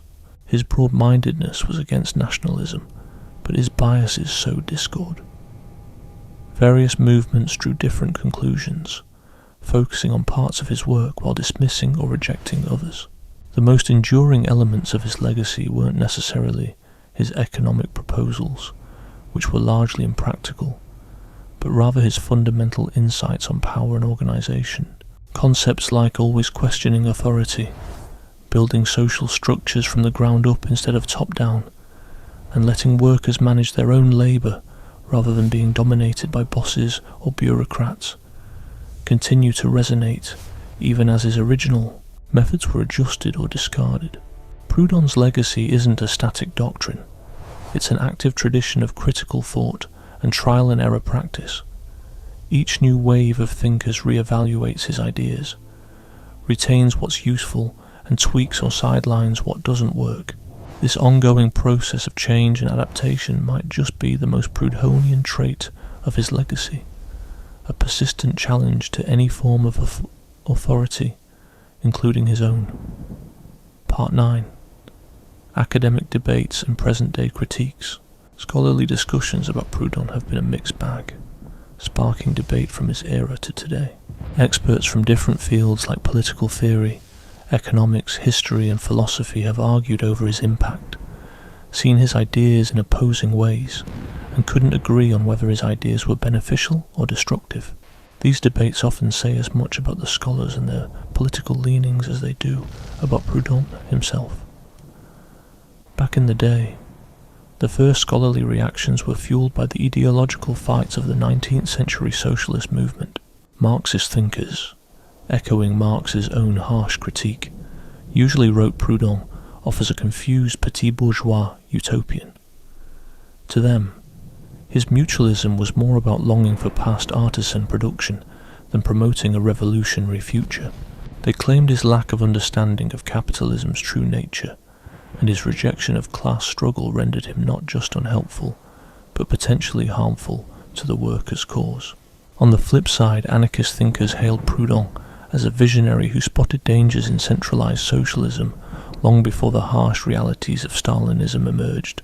They appreciated his federalism and commitment to putting libertarian ideas into action immediately, rather than postponing freedom until after a revolution, seeing it as a significant theoretical leap. While his mutualist economics had its flaws, his political philosophy offered deep insights into power and organization. Early 20th century historians often labeled Proudhon as a transitional figure, useful for grasping the evolution of socialist ideas, but overshadowed by more advanced theories that came later. George Woodcock's pivotal 1962 book, Anarchism, placed Proudhon at the starting line of anarchist thought, but leaned towards the idea that thinkers like Bakunin and Kropotkin expanded on anarchist theory beyond Proudhon's initial steps. This view became standard. Proudhon was the pioneering father of anarchism, but not its most sophisticated theorist. French academics generally took Proudhon more seriously than their Anglo-American counterparts, partly because his writings were easier to access in French and because he embodied an essential element of French Republican and Socialist tradition. Henri de Lubac's 1948 study, The Unmarxian Socialist, dove into Proudhon's religious and philosophical musings, suggesting his work held complex theological aspects often missed by political analysts. The early 20th century attempt by French right-wing nationalists to claim Proudhon, notably by the Cercle Proudhon, founded in 1911, stirred up further scholarly debate. Some historians suggested Proudhon's anti-Semitism and certain conservative ideas made him a fitting forerunner to fascism. Israeli historian Ziv Sternhell, an expert on fascism, pointed out that Action Française, a far-right group, viewed Proudhon as one of their intellectual guides. Anarchist scholars strongly pushed back against this view, arguing it was a total misreading. They highlighted that Proudhon's federalism, his stance against nationalism, opposition to state control, and support for workers managing themselves were fundamentally at odds with fascist thoughts. The selective quotes from fascists, ignoring the core of his philosophy, proved only their dishonesty, not Proudhon's true beliefs. This debate underscored a broader issue in Proudhon scholarship, the tendency to cherry-pick from his vast, sometimes conflicting writings to suit preconceived notions. Because Proudhon wrote extensively across numerous subjects over a 25-year stretch and often used dialectical techniques to present multiple viewpoints, you can find text snippets to back almost any interpretation if you look hard enough. Contemporary political thinker Daniel Guerin, writing during the 60s and 70s, worked to forge what he termed libertarian Marxism by blending ideas from both Marxist and anarchist traditions. Guerin suggested that Proudhon's later works, especially on justice in the Revolution and in the Church, veered into conservatism, which he believed anarchists ought to reject. Guerin also thought that mixing Proudhon's ideas on federalism and anti-authoritarianism with Marxist class analysis could lead to a more realistic revolutionary theory. Proudhon's economic ideas have faced criticism from economic historians. Compared to Marx, his labour theory of value is seen as very basic. His mutual credit ideas are often dismissed as unrealistic, not understanding how complex economies create credit. He believed cooperatives could outperform capitalist businesses, but history shows cooperatives struggle in capitalist markets. On the flip side, some modern economists find value in his work. David Ellerman, who studies workplace democracy, believes Proudhon's take on possession versus property has key points that mainstream economics misses. Ellerman builds on Proudhon when discussing labour property rights and worker self-management, refining these ideas further. Recently, international relations scholars have noticed Proudhon's ideas on international order. In 2015, Alex Pritchard's book, Justice, Order and Anarchy, focused on Proudhon's views on war, peace and international relations, presenting him as the first to theorize anarchist global politics. Pritchard explains that Proudhon's federalism extended beyond countries to propose a global network of federated peoples instead of sovereign states. This renewed interest in Proudhon's global ideas spurred debates on whether anarchist views could be valid alternatives to traditional global politics. If states aren't seen as inevitable and federal systems could succeed globally, it challenges usual thoughts on international relations. Critics argue Proudhon's international federalism, like his other ideas, doesn't explain how such a system could start or persist against strong states. Philosophers have discussed Proudhon's ties to Hegel and the dialectical method, with some saying he misunderstood Hegel and his dialectics were muddled. Others propose Proudhon altered Hegelian dialectics to fit his perspective, making it a tool for studying real economic issues. Some see Proudhon's dialectics, faults and all, as a unique contribution, not just a Hegel comparison. Debates about Proudhon's anti-Semitism and misogyny have heated up, as scholars delve into how prejudices intersect with political ideas. Some suggest these biases don't overshadow his valuable contributions, while others assert they are too embedded, pointing to issues in his philosophical approach. Anarchist historian E.I.N. Mackay, editor of the anthology Property as Theft, addresses Proudhon's biases, but argues his thoughts on property, federalism and worker control still hold value. Mackay admits Proudhon's sexism clashed with his anarchist beliefs and his anti-Semitism was unacceptable, but says these flaws don't negate all his work. This stance faces criticism from those who believe harsher criticism is warranted. Present-day political movements have renewed scholarly interest in Proudhon's ideas. With the rise of neoliberal globalization, economic power consolidating, representative democracy floundering, and centralized state socialism's discredit after the Soviet collapse, Proudhon's vision is drawing new interest. Researchers exploring worker cooperatives, platform cooperatives, participatory economics, and decentralized decision-making are revisiting Proudhon for any useful insights his work may provide. Even though not many people fully back his specific ideas, plenty appreciate his overall approach, especially his skepticism about both markets and governments, his focus on worker control, and his belief in federative organization as useful when considering alternatives to our current systems. Critics, however, say that today's interest is more about wishful thinking than actually engaging seriously with Proudhon's real concepts and their shortcomings. They highlight that over the past 150 years, Proudhon's ideas haven't proved effective, mentioning how cooperatives are still on the fringe, mutual credit hasn't replaced traditional banks, and federative structures haven't overtaken state systems. They argue Proudhon's vision has been tried and come up short, and that modern scholars referencing him are merely repeating past mistakes. Supporters counter that Proudhon's visions never really got a full shot in conducive environments. Worker cooperatives and mutual credit systems have always existed in unfriendly capitalist settings, facing built-in challenges. The mere fact that they persist, and even occasionally flourish, hints at untapped potential, which might thrive under different circumstances. Furthermore, the failures of state-led socialism and the ongoing troubles within capitalism make looking into other options even more crucial. A particularly interesting debate among scholars centres on whether Proudhon should even be labelled an anarchist in today's terms.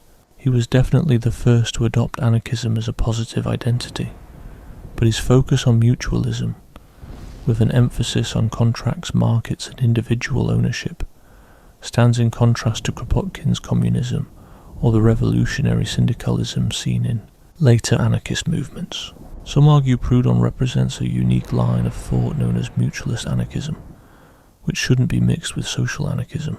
Others claim that all these forms, mutualism, collectivism, communism and syndicalism, are all branches of the same anarchist tree, which rejects hierarchy and stands for self-organization. The economic differences, while noteworthy, are less significant compared to the shared belief in federalism and challenging state power. This discussion on where Proudhon fits into anarchism reflects larger disagreements about what makes up the core of anarchism. Interpretively, working with Proudhon's writings is tough. His massive body of work is dense, often repetitive, sometimes inconsistent, and for a long time most were not translated into English. This means many Anglo-American scholars engage with his ideas second-hand, increasing the risk of misinterpretations. The debate between a nomothetic versus hermeneutical approach in understanding Proudhon is quite telling. Some scholars adopt a nomothetic view, attempting to distill a consistent scientific theory from his works by focusing on certain texts and interpretations, dismissing clashing parts as mistakes or exploratory dialectics. Others take a hermeneutical view, embracing the chaos in his work, seeing the contradictions as valuable rather than problems needing solutions. Deciding how to treat the evolution of Proudhon's ideas over time complicates things further.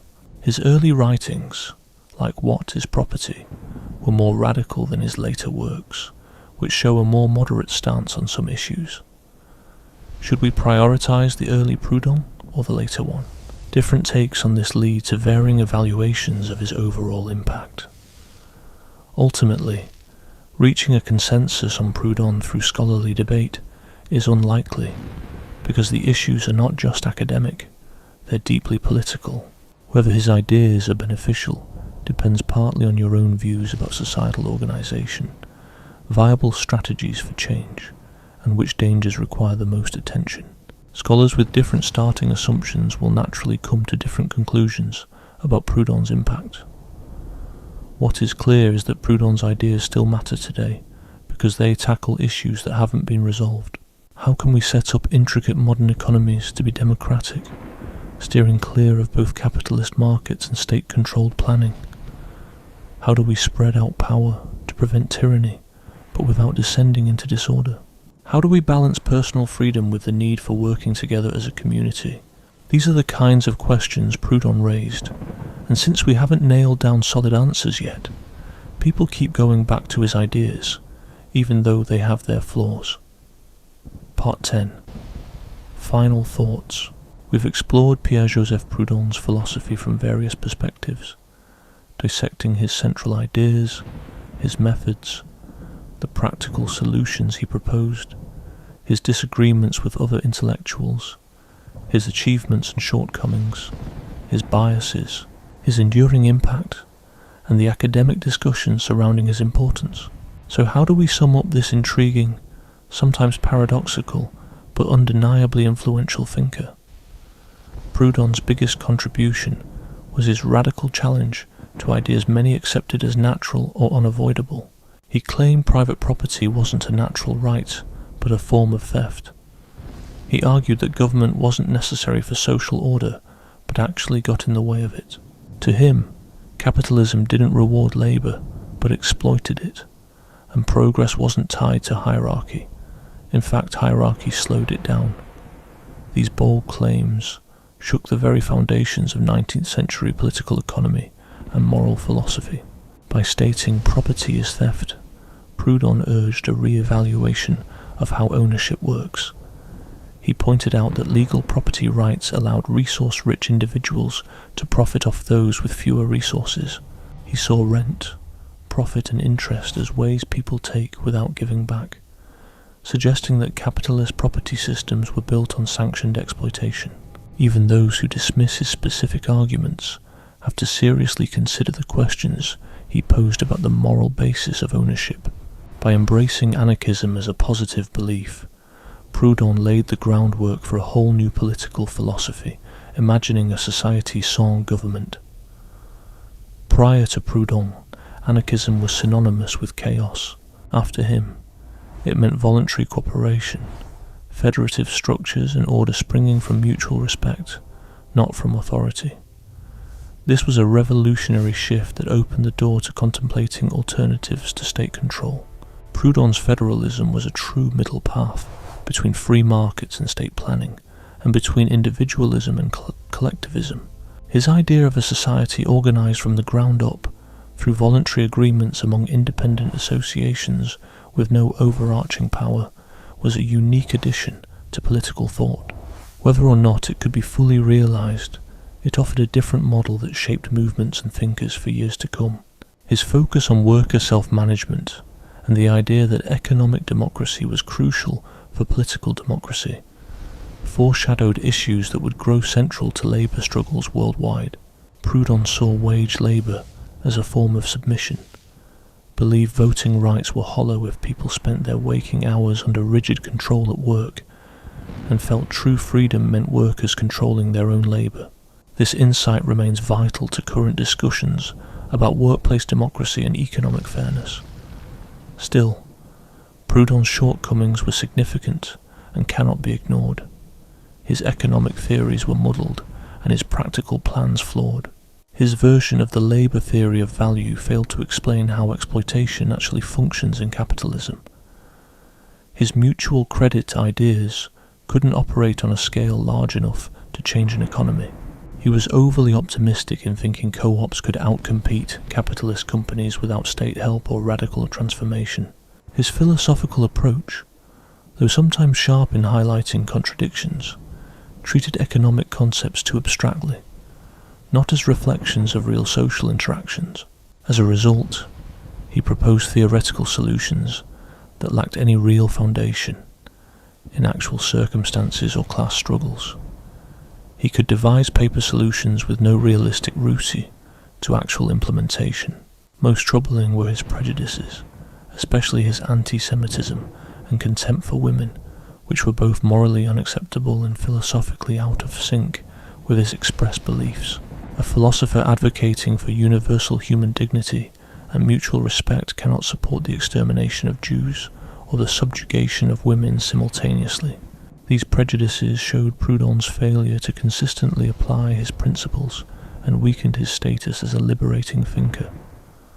While Proudhon's influence on later movements was significant, it often veered opposite to his desires. Although he opposed revolutionary violence, anarchist movements adopting his ideas frequently embraced it. He supported individual possession over collective ownership, yet later anarchists leaned towards communism.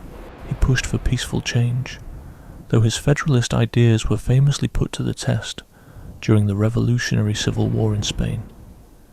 His impact evolved into something he might not have foreseen. What can Proudhon offer today's readers and movements?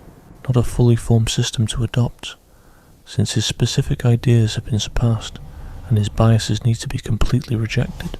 Not a flawless role model either. His personal shortcomings and theoretical limits are too significant to praise without criticism. Yet he provides something potentially more valuable, a collection of questions, insights and challenges that still matter in today's fight.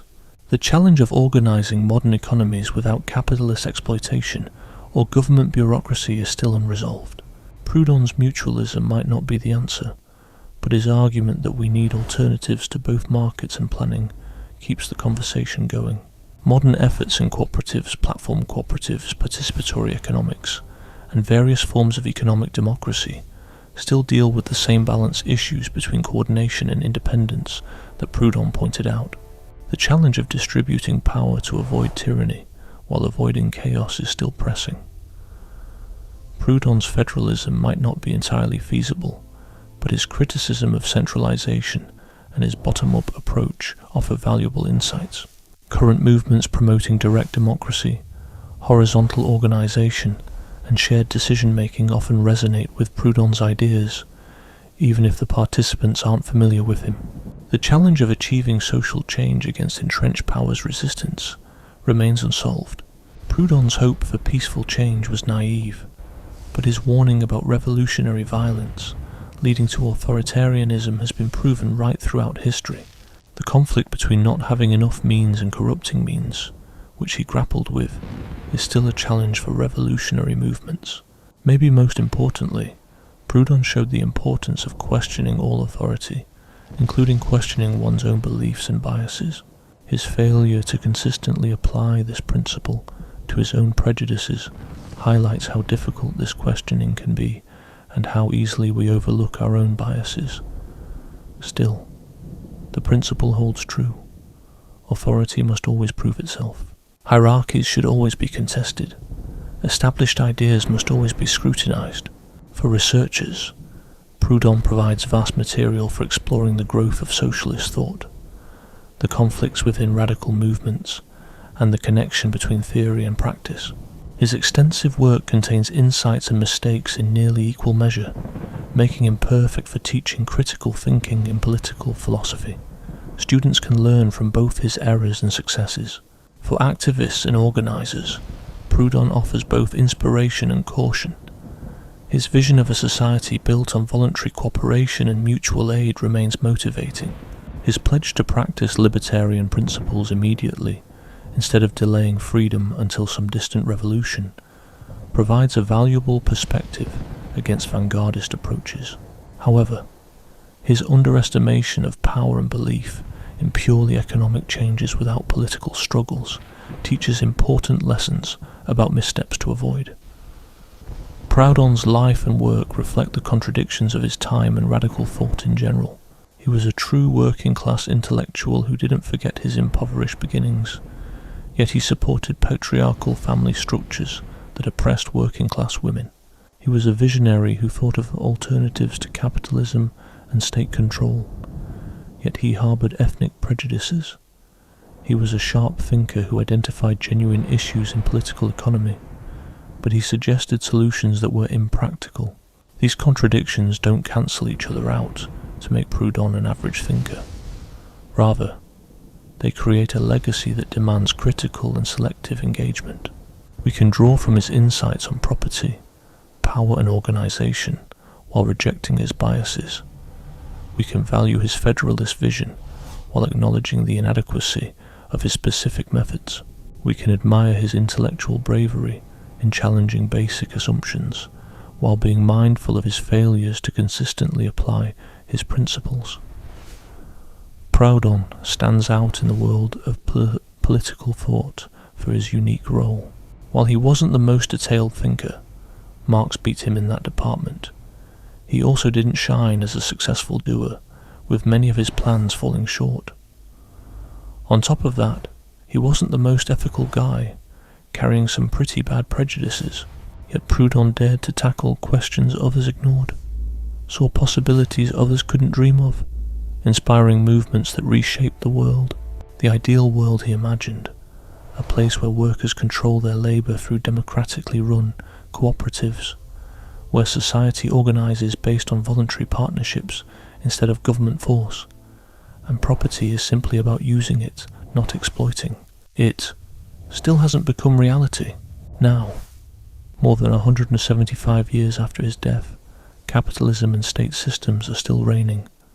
Exploitation and control are still all around, and the core issues Proudhon pointed out are unresolved. So does this mean Proudhon totally flopped and his ideas were useless? It's not that simple.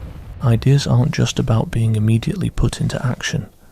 They succeed by changing perspectives, opening up new possibilities, fueling ongoing struggles and providing critical thinking tools, even if they don't serve as direct blueprints for change.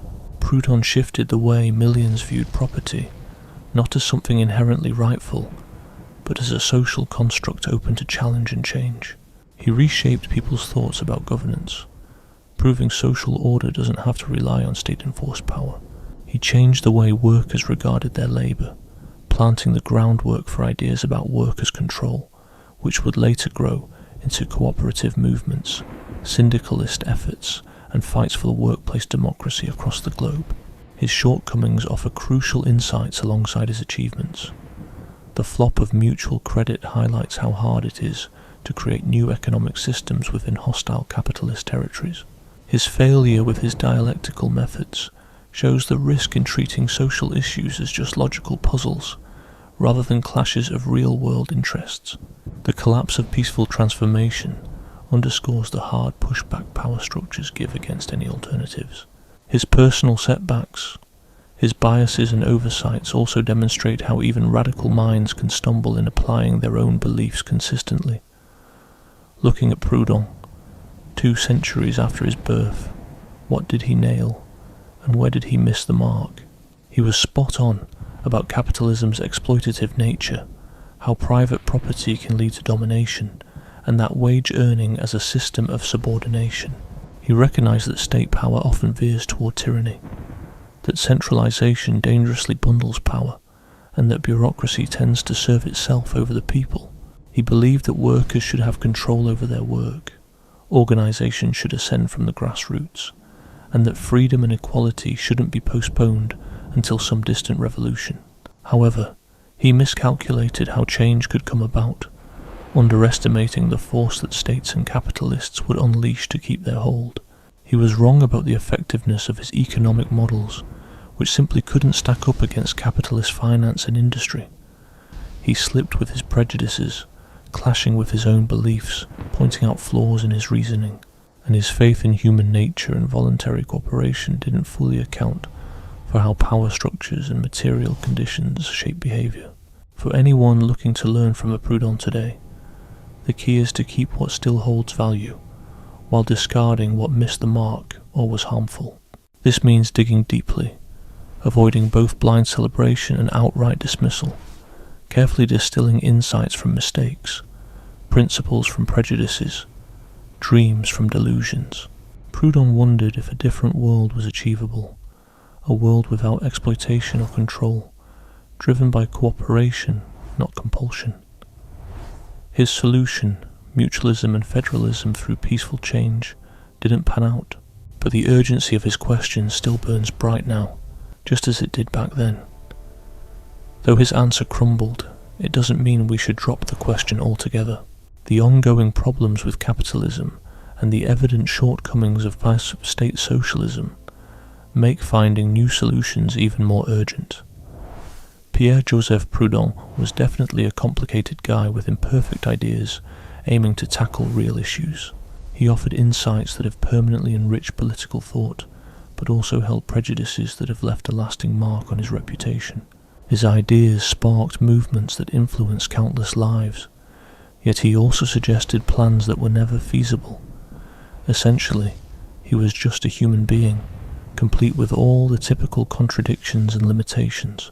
Perhaps his greatest contribution is precisely this inconsistency, which prevents us from seeing him as an unquestionable authority and encourages us to critically analyse his thoughts. In both his missteps and achievements, his narrow-mindedness and far-sightedness, Proudhon illustrates the challenge and necessity of radically rethinking how our society could be organised. The ongoing effort to envision and create alternatives to exploitation and domination continues, and despite its flaws, Proudhon's work remains a part of that effort.